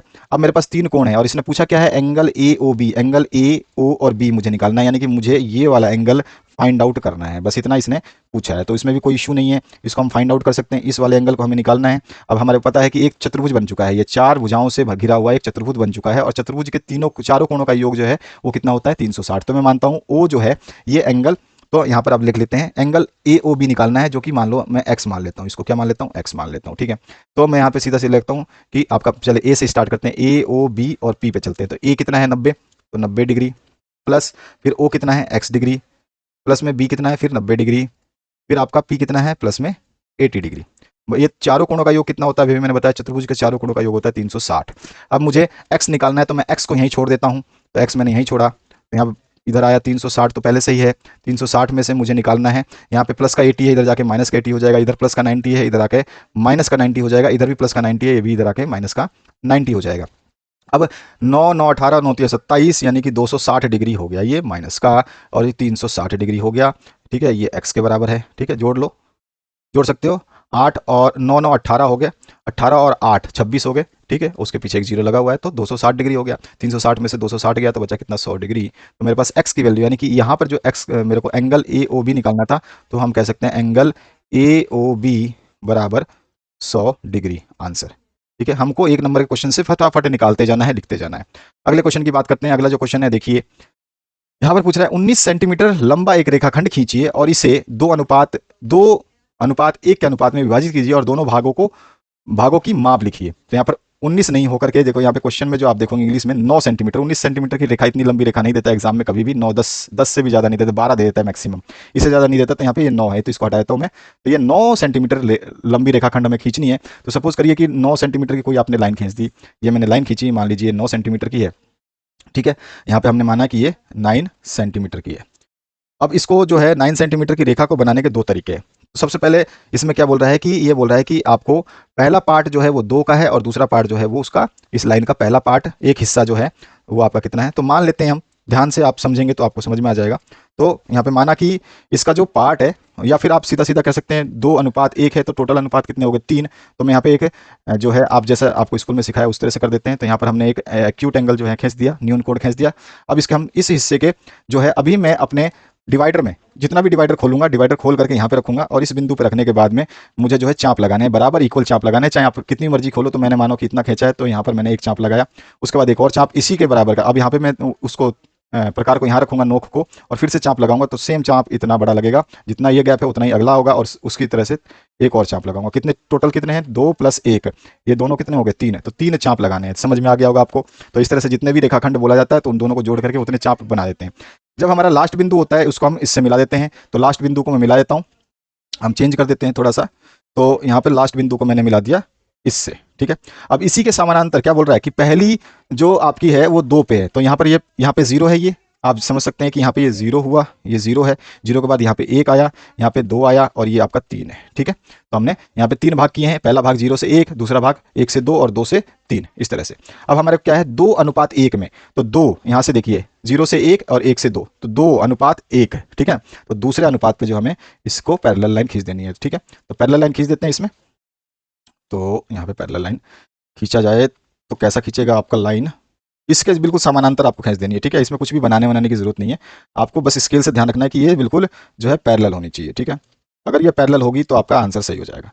तो आप जो है दोनों भागों को नापेंगे, तो यहाँ पर देखने को मिलेगा कि ये आपको 6 मिल रहा है, यहाँ पे 3 और 3 6, ये आप स्केल से नापना, तो ये आपको जो है ये 6 सेंटीमीटर मिलेगा, और ये आपको 3 सेंटीमीटर मिलेगा। ठीक है, तो आप बता सकते हैं कि एक भाग जो है उसमें 6 सेंटीमीटर का है और दूसरा भाग उसका 3 सेंटीमीटर का है। आप चाहें तो और भी तरीके अपना सकते हैं, उस तरह से भी कर सकते हैं, आपकी मर्जी है। बाकी इस तरह से भी आप कर सकते हैं, आपकी मर्जी है, आपके ऊपर डिपेंड है। बहुत सारे तरीके होते हैं, तो ये सिंपल तरीका है, इस तरह से आप कर सकते हैं। नेक्स्ट जो पार्ट है उसकी बात करते हैं। 1 नंबर के क्वेश्चन में ज़्यादा जान मत लगाना, जितना आसानी से कर पाओ उतना ही बेहतर होगा। यहाँ पर जो नेक्स्ट क्वेश्चन है, 6 सेंटीमीटर त्रिज्या वाले एक वृत्त के एक त्रिज्या खंड का क्षेत्रफल ज्ञात कीजिए जिसका कोण 60 डिग्री है। Find the area of sector. क्या करना है, एरिया ऑफ सेक्टर निकालना है। उसमें रेडियस दे रखा है 6 सेंटीमीटर का, एंगल ऑफ सेक्टर जो है हमारे को वो दे रखा है 60 डिग्री का। ठीक है, यही चीज पूछा है। तो यहाँ पे देखो मैंने डायग्राम बनाया हुआ है, यहाँ पे एंगल ऑफ सेक्टर है 60 डिग्री, और इसकी जो त्रिज्या है वो 6 सेंटीमीटर आपको देखने को मिल रही है। ठीक है, दोनों तरफ त्रिज्या है, तो दोनों को 6 सेंटीमीटर दिखा दिया है। हमें दिया क्या गया है, रेडियस दिया गया, त्रिज्या दी गई है जो r बराबर 6 सेंटीमीटर है, ये पहली चीज दी गई है। एंगल ऑफ सेक्टर दे रखा है 60 डिग्री, तो हमने थीटा का मान लिख दिया 60 डिग्री। त्रिज्या खंड का जो है कोण, हिंदी में भी लिखा है, इंग्लिश में, दोनों मीडियम को पढ़ा रहा हूँ इसलिए समझ लेना। तो त्रिज्या खंड का जो कोण है वो 60 डिग्री दिया हुआ है। हम जानते हैं, क्या जानते हैं, एरिया ऑफ सेक्टर यानी कि त्रिज्या खंड का क्षेत्रफल क्या होता है, थीटा अपॉन में 360 इंटू में पाई आर स्क्वायर। ठीक है, पाई आर स्क्वायर। अब मेरे पास थीटा की जगह क्या है, तो थीटा की जगह 60 है, तो मैंने रखा थीटा की जगह 60 और अपॉन में 360 इंटू में पाई की वैल्यू 22/7 इंटू में आर की वैल्यू मैंने अभी बताई ऊपर कि हम 6 दे रखा है, तो 6 सेंटीमीटर का स्क्वायर। अब इसको हम सॉल्व कर देंगे, इतना तो आपको आता है मैथमेटिक्स, इसको काट दोगे तो 6 6 36, 1/6 आ जाएगा, 22/7 इंटू में 6 6 36, ये भी आ गया, 6 से फिर कट जाएगा ये, ये फिर से कट जाएगा, 6 छंगा 36 इस तरह से। और यहाँ पे देखोगे कि आप 22 गुणा में 6 बचा, बटे में 7 बच गया, और इसको आप कटोगे तो 132 बटे 7 आ जाएगा। इसको और भी आप चाहो तो डिवाइड कर सकते हो, नहीं तो इतना भी छोड़ सकते हो, यही आपका आंसर हो जाएगा। नेक्स्ट जो पार्ट है उसकी बात करते हैं। आपको मैंने बता दिया साइंस का कंप्लीट, जैसे आप इस वीडियो को देख रहे हैं इसमें जैसे कंप्लीट सोल्यूशन दिया गया लिख करके, तो साइंस में भी इसी तरह से कंप्लीट सोल्यूशन दिया गया लिख करके, और हर वीडियो में हर क्वेश्चन को समझाया जा रहा है। तो आप लोग अगर जल्दबाजी कर रहे हैं और जो सोच रहा है कि मेरे को आंसर मिल गया तो मैं अपने आप को वो समझूं, तो वो थोड़ा सा आपकी अंडरस्टैंडिंग गलत है। जब तक आप क्वेश्चन को समझेंगे नहीं, लिखना क्या है समझेंगे नहीं, तब तक आप टॉप नहीं कर सकते। वीडियो टॉपर के हिसाब से बनाया जा रहा है कि बच्चे एग्जाम में कैसे लिखें कि उनको पूरे नंबर मिले, और आसान से आसान वर्ड में लिखें। ध्यान रखना है इस बात को। यहाँ पर जो है एक बक्से में 3 नीली हैं, ठीक है, 2 सफ़ेद और 4 लाल गेंदें हैं, और इस बक्से में से एक गेंद जो है निकाली जाती है, तो प्रायिकता बताइए कि जो गेंद वो नीली होगी। ठीक है, तो यही चीज़ इंग्लिश में लिखी हुई है। बॉक्स में जो है 3 ब्लू है, 2 वाइट है और 4 रेड बॉल है, और एक बॉल जो है कोई भी बॉक्स से ड्रॉ की जाती है रैंडमली, तो प्रोबेबिलिटी हमें फाइंड आउट करनी है कि वो ब्लू बॉल होगी। तो सबसे पहले टोटल नंबर ऑफ बॉल लिख लेंगे, तो हमारे पास टोटल नंबर ऑफ बॉल कितनी हो जाएंगे, 3 + 2 + 4, तो 3 + 2 + 4 ये हो गया आपका 4 और 3 7 और 2 9, 9 बॉल्स हो गई। कुल गेंदों की संख्या कितनी है, 9 हो गई। ठीक है, यहाँ पे हिंदी में भी लिखा है मैंने। नंबर ऑफ ब्लू मार्बल, यानी कि ब्लू मार्बल या ब्लू बॉल लिख दीजिए यहाँ पे, बॉल, ठीक है, मार्बल ना लिखे बॉल लिख दीजिए। तो नंबर ऑफ ब्लू बॉल कितनी है, तो यहाँ पर देखोगे आप नंबर ऑफ ब्लू बॉल जो है यहाँ पर देख सकते हो आप 3 है, तो मैंने लिखा 3। हमें इसी नीले गेंद की ही प्रायिकता निकालनी है, तो नीले गेंद की संख्या मुझे पता है, कुल गेंदों की संख्या पता है, तो मुझे पता है कि संभावित परिणाम बटे में कुल परिणाम। संभावित कितनी है, नीले गेंद कितने हैं, संभावित 3 है, कुल परिणाम कितने हैं, 9 है, तो बटे में 9 आ जाएगा। ठीक है ना, तो यहाँ पर आपका 3/9 हो जाएगा, तो 3 1 जा 3, 3 3 जा 9, तो 1/3 जो है इसका आंसर हो जाएगा। नेक्स्ट क्वेश्चन की बात करते हैं। खंड बी में आ चुके हैं हम, सेक्शन बी को सॉल्व कर रहे हैं। यहाँ पर दो संख्याएं जो है 616 और 32 का महत्तम समावर्त यानी एचसीएफ निकालना है। तो सबसे पहले 616 लेते हैं, 616 को 2 से डिवाइड किया 308 आया, 2 से डिवाइड किया फिर से 154 आया, 7 से अब 154 नहीं जाएगा, सॉरी 2 से डिवाइड किया 154 को 77 आया, 77 आया, 77 जो है दूसरे टेबल से नहीं जाएगा, 7 से जाएगा या 11 से जाएगा, तो सबसे छोटी संख्या से जब जाती है तो सबसे छोटी संख्या यूज करते हैं। 7 से गया 11 आया, फिर 11 से 11 हो गया कैंसिल आउट। इसी तरह से आप देखेंगे कि 32 है, तो 32 को फिर 2 से किया तो 16 आ गया, फिर 16 को 2 से किया 8 आ गया, 8 को 2 से किया 4 आ गया, 4 को 2 से किया फिर 2 आ गया, फिर लास्ट में 1 आ गया। अब इनके फैक्टर कर लेते हैं। 616 का फैक्टर आ गया 2 × 2 × 2 × 7 × 11, 2 × 2 × 2 × 7 × 11, और आपका 32 का आ गया 2 × 2 × 2 × 2 × 2। ठीक है, तो 5 बार 2 आ गए। अब हमें पता है कि एचसीएफ जब निकालते हैं तो दोनों में कॉमन फैक्टर ले लेते हैं, दोनों में जो चीज़ कॉमन होगी ना उसी को हम कॉमन लेते जाएंगे। तो देखिए इसमें 1 2 है, ठीक है, तो 1 2 इसमें भी हमने ले लिया। इसी तरह से इसका 1 2 ले रहे हैं, अगर है तो नीचे वाले में जब होगा तो ही लेना है, तो नीचे वाले में भी 2 है, ऊपर वाले में भी 2 है, नीचे वाले में भी 2 है। अब देखोगे कि नीचे वाले में 2 है लेकिन ऊपर वाले में 2 नहीं है, ऊपर वाले में 7 है लेकिन नीचे वाले में 7 नहीं है, तो जब ऊपर नीचे दोनों में ना हो उनको नहीं लेना है, तो कॉमन हमने ले लिया। कॉमन वाले जो जो कॉमन लिए हैं उसमें से 1 ले लेंगे, तो इस कॉमन में से 1 लिया 2, इस कॉमन में से 1 लिया 2, और इस कॉमन में से 1 लिया 2, तो 2 × 2 × 2 8 जो है इसका एचसीएफ आ गया, यही हमारा आंसर होगा। नेक्स्ट क्वेश्चन की बात करते हैं। एक द्विघात बहुपद ज्ञात कीजिए जिसके शून्यांक 4 और 1 हैं। हमें यहाँ पर अल्फा और बीटा दिया गया है ना, शून्यांक दिया गया, अल्फा कितना दिया गया, तो मैं अगर अल्फा लिखूं तो अल्फा मेरे को दिया गया अल्फा इक्वल्स टू 4, और बीटा मेरे को दिया गया है वो दिया गया है 1। ठीक है, दो शून्यांक दिए गए हैं। अब आपको द्विघात समीकरण का फॉर्मूला याद होगा, जो होता क्या है x²। ठीक है, ये ध्यान होगा। फिर आपका जो है होता है क्या है, यहाँ पर हम प्लस कर ले माइनस कर ले नोट एन इशू, लेकिन हम माइनस करते हैं तो माइनस जो है x। ठीक है, उसके बाद क्या होता है यहाँ पर सम ऑफ जीरोज होते हैं, तो सम ऑफ जीरोज क्या होने यानी कि अल्फा प्लस बीटा। ठीक है, प्लस जो है हमारा यहाँ पर क्या होता है अल्फा इंटू बीटा, ठीक है, बराबर 0। ये होता है हमारा द्विघात समीकरण का स्टैंडर्ड रूप, जब हम इसको शून्यांकों के रूप में लिखते हैं तब। ठीक है, तो आप देखो x² का x² आ गया, मैं अब यहाँ पे x² का x² तो है ही मेरे पास, ये लिख दिया, माइनस में इंटू x है, x का x लिख दिया। ठीक है, ये फॉर्मूला स्टैंडर्ड होता है, ये स्टैंडर्ड फॉर्मूला आपको याद होना चाहिए। क्लियर हुआ, ये पहले ऊपर जो लिखा है। अब मुझे अल्फा दिया हुआ है, बीटा दिया होता है, मैं अल्फा की जगह 4 रखता हूँ, प्लस में बीटा की जगह 1 रखता हूँ। ठीक है, प्लस यहाँ पे अल्फा की जगह 4 है तो 4 का 4, इंटू में बीटा है, इंटू कितना है, बीटा का वैल्यू 1 है, इक्वल्स टू 0। अब मुझे सीधा सीधा सॉल्व कर देना, x² माइनस, अब यहाँ पे कितना हो जाएगा 4 प्लस में 5, तो 5 गुणा में x, तो 5x हो गया सीधा सीधा। अब प्लस कितना 4 × 1 कितना हो गया 4, इक्वल्स टू 0। तो यही हमारा समीकरण है, यही हमें निकालना था, 2 नंबर इससे मिल जाने थे आपको। तो हमारे को क्या बोला है, हमें वो जो है क्वाड्रेटिक पोलिनोमियल निकालना है, द्विघात बहुपद निकालना है। यहाँ पे ये मिसप्रिंट है, ये जो क्वाड्रेटिक नहीं क्वाड्रेटिक लिखा हुआ है, तो ये मिसप्रिंट है। तो हमारे पास आ गया x² minus 5x plus 4 is the quadratic equation of polynomial whose zeros are 4 and 1। ठीक है, जिसके शून्यांक 4 और 1 होंगे। अब आते हैं हम नेक्स्ट क्वेश्चन की तरफ। यहाँ पे छठा जो क्वेश्चन है देखिए ध्यान से, द्विघात समीकरण 6x² minus x minus 2 equals to 0 के मूल ज्ञात कीजिए। ठीक है, फाइंड द रूट्स बोला है ना यहाँ पे, यहाँ पे मूल होगा। ठीक है, मूल ज्ञात कीजिए। अब मूल ज्ञात करने यानी कि जीरो ज्ञात करने, तो मैंने समीकरण लिख दिया 6x² minus x minus 2 equals to 0। आप सभी को पता है कि बाहर वाली संख्याओं का गुणा कर लेते हैं, तो बाहर वाली संख्याओं को गुणा किया तो कितना आ गया, 12 आ गया। ठीक है, अब हमारे क्या करना पड़ता है, x को इस हिस्से में तोड़ें कि इसको जोड़े घटाएं तो वापिस से x मिले, और उनके कोसेंट को, जो उनके कॉफिशिएंट है, उनको गुणा करें तो ये मेरे को 12 मिले। तो जब देखोगे 4 गुणा 3 करूं तो 12 मिल रहा है। ठीक है, तो 12 तो आ गया। क्या 4 और 3 में से किसको बड़ा करूं कि ये माइनस एक्स आ जाए, तो माइनस का 4x और प्लस का 3x करोगे तो सॉल्व वापस से माइनस एक्स मिलेगा। तो ये हमारे टुकड़े करने के तरीके हो गए, फैक्टर करने के तरीके हो गए। इसके लिए स्पेशल वीडियो बनाया हुआ है, उसको भी आप देख करके अपने आप को सीख सकते हैं। तो यहाँ पर हमने इसको फैक्टर कर दिए। अब इस फैक्टर में से हम पहले सबसे पहले जोड़ियां ले लेते हैं। तो सबसे पहले मैंने लेना है ये जोड़ी। ठीक है, इस जोड़ी में से आप ले लेते हैं 2x बाहर। 2x जैसे ही बाहर लोगे तो यहाँ पे क्या बचेगा, 3 आपका 6x² है ना, तो यहाँ पे 3x बच जाएगा। यहाँ पे आपने 2x बाहर ले लिया तो 4x में से 2x गया तो यहाँ बचेगा 2 बचेगा। इस तरह से अब मैं दूसरी जोड़ी लूंगा ये वाली। अब इसमें से आपको क्या लेना है, +1 ले लेना है, क्योंकि 3x - 2 आपको ब्रैकेट में लेना है। जो ब्रैकेट में यहाँ पे आया वही ब्रैकेट में यहाँ आना चाहिए, तभी जाके वो सही होता है। तो जब ये ब्रैकेट वाला इधर लिखोगे तो ऑटोमेटिकली यहाँ पर बाहर एक ही आ रहा है, आप देख रहे हो, तो एक आ जाएगा। अब हमारे पास दो फैक्टर्स आ गए। एक आ गया आपके पास में 2x + 1, तो ये रहा 2x + 1, ये रहा 2x और +1 ये रहा, तो 2x + 1 आ गया। और एक हमारा कॉमन में से ले लेंगे तो 3x - 2। ठीक है, अब इसको एक एक करके सॉल्व कर देंगे। पहले 2x + 1 लेंगे, तो 2x + 1 को 0 के बराबर कर लेंगे तो हमारे पास x का मान आ जाएगा -1/2। और इस फिर हम ले लेंगे 3x - 2 को 0 के बराबर कर लेंगे, तो 3x - 2 को 0 के बराबर किया तो यहाँ पे x की वैल्यू आ जाएगी 2/3। तो हमारे पास दो वैल्यू, दो मूल आ गए। तो यही हमारे को मूल निकालने थे, जीरो से निकालने थे। नेक्स्ट क्वेश्चन की बात करते हैं। क्वेश्चन नंबर 7 देखिए, बिंदु जो है आपको दे रखा है 1, -5 और -4, 5 को जोड़ने वाली रेखा खंड को x अक्ष किस अनुपात में विभाजित करता है। x अक्ष किस अनुपात में विभाजित करता है, यानी कि y का मान क्या होगा, 0 होगा। सीधी सी बात है। तो यहाँ पर सीधा सीधा हमको इसको सॉल्व कर देना है कि x अक्ष किस अनुपात में विभाजित करता है। तो हमको गिवन क्या है, एनी पॉइंट P जो है, यानी कि मान लिया कोई पॉइंट P है। अभी समझ लीजिए इसको इस तरह से, मैं डायग्राम बनाता हूँ। कोई रेखाखंड है, ये रहा, क्लियर हुआ।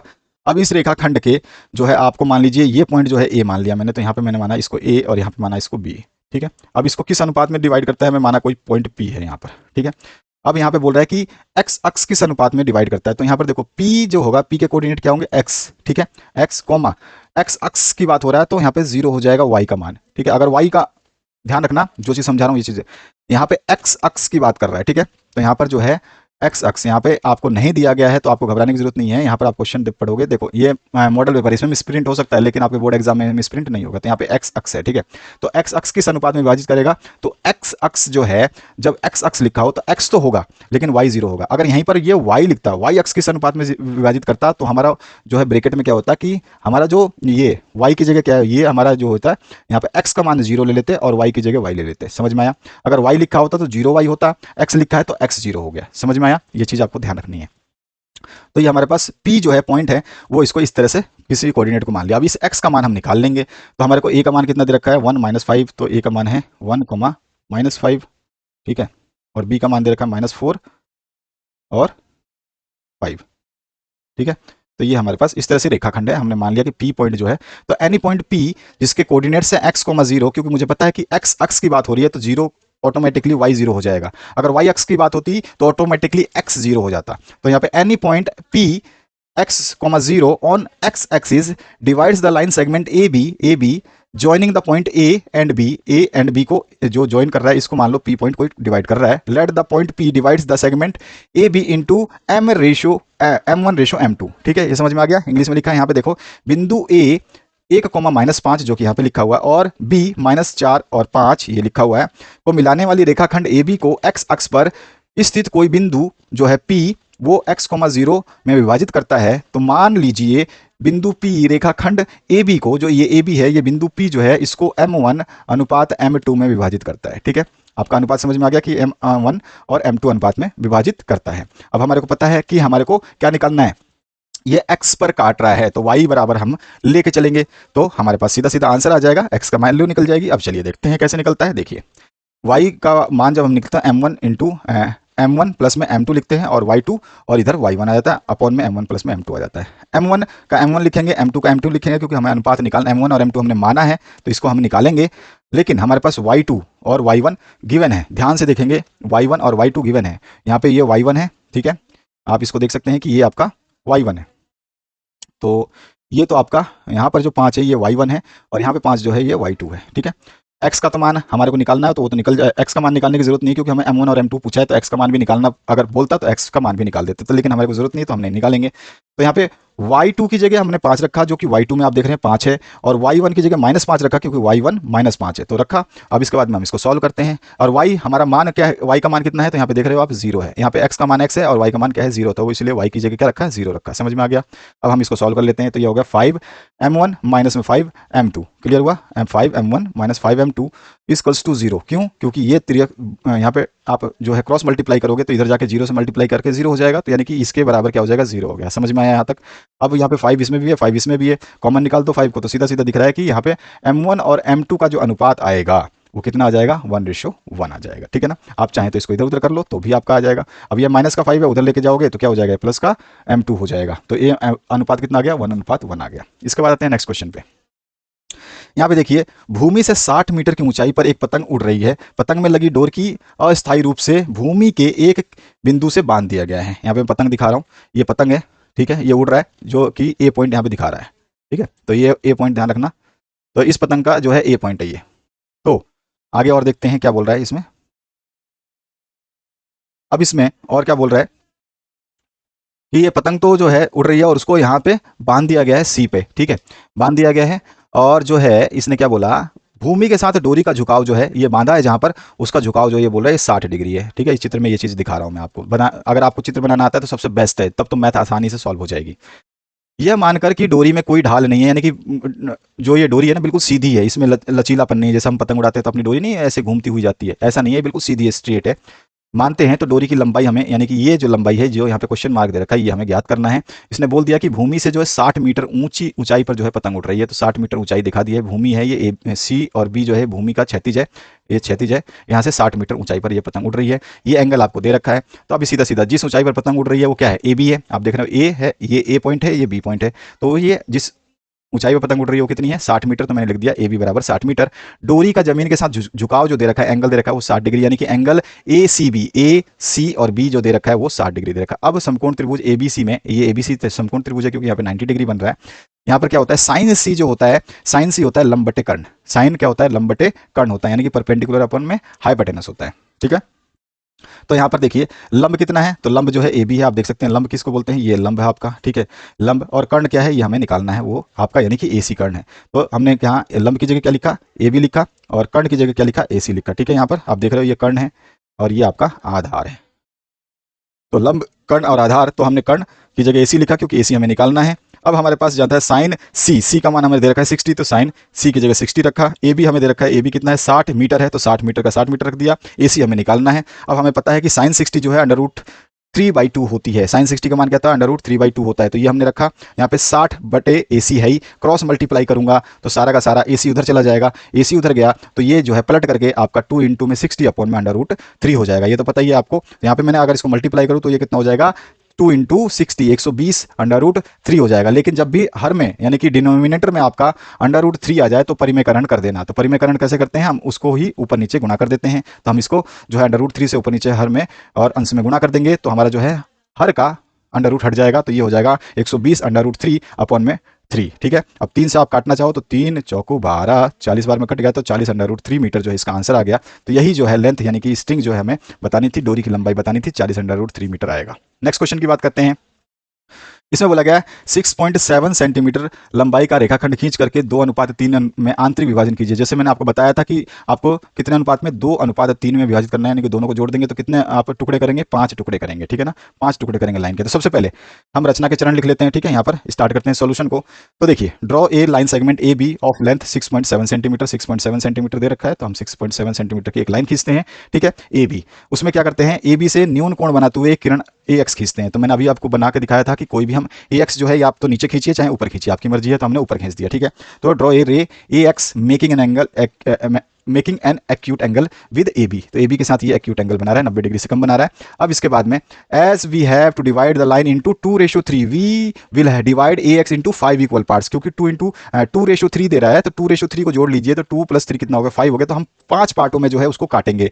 अब यहाँ पर जो है आप सीधा सीधा ये रचना के चरण तो आप देख ही रहे हो, हम क्या करेंगे यहाँ पर सीधा सीधा यहाँ पर इस पॉइंट से रखेंगे, पहला कट मारा, फिर उतना ही बराबर खोल कर रखा है यहाँ पे डिवाइडर, फिर दूसरा कट मारा, फिर यहाँ पे रखा डिवाइडर, फिर तीसरा कट मारा, अब यहाँ पे डिवाइडर रखा, चौथा कट मारा, यहाँ पे डिवाइडर रखा, पांचवा कट मारा, A1 A2 A3 करके डाल दिया और A5 को B से मिला देंगे। तो यहाँ पे देखिए A5 को B से मिला दिया, ठीक है। अब आपको पता है कि क्वेश्चन में बोल रहा है कि अनुपात क्या है हमारा, 2:3 है, तो हमारे को 2:3 के हिसाब से जाना है। तो यहाँ पे हम ले लेंगे पहला एक अनुपात और उसके बाद दूसरे, तो दूसरा अनुपात वाला जो लाइन है इसी के समानांतर लाइन खींचेंगे, ठीक है। इसी के A5B या BA5 के समानांतर जो है A2P खींचेंगे, तो ये समांतर लाइन जो है हमारे को दे देगी इसका आंसर, ठीक है। तो जो हमारा अनुपात आ जाएगा AP अनुपात BPB जो है 2:3 का होगा। इस तरह से हमारा आंसर आ गया। नेक्स्ट क्वेश्चन जो है इसकी बात करते हैं 10वें क्वेश्चन की। 5 सेंटीमीटर त्रिज्या के एक वृत्त पर ऐसी दो स्पर्श रेखाएं खींचिए जो परस्पर 60 डिग्री कोण पर झुकी हों।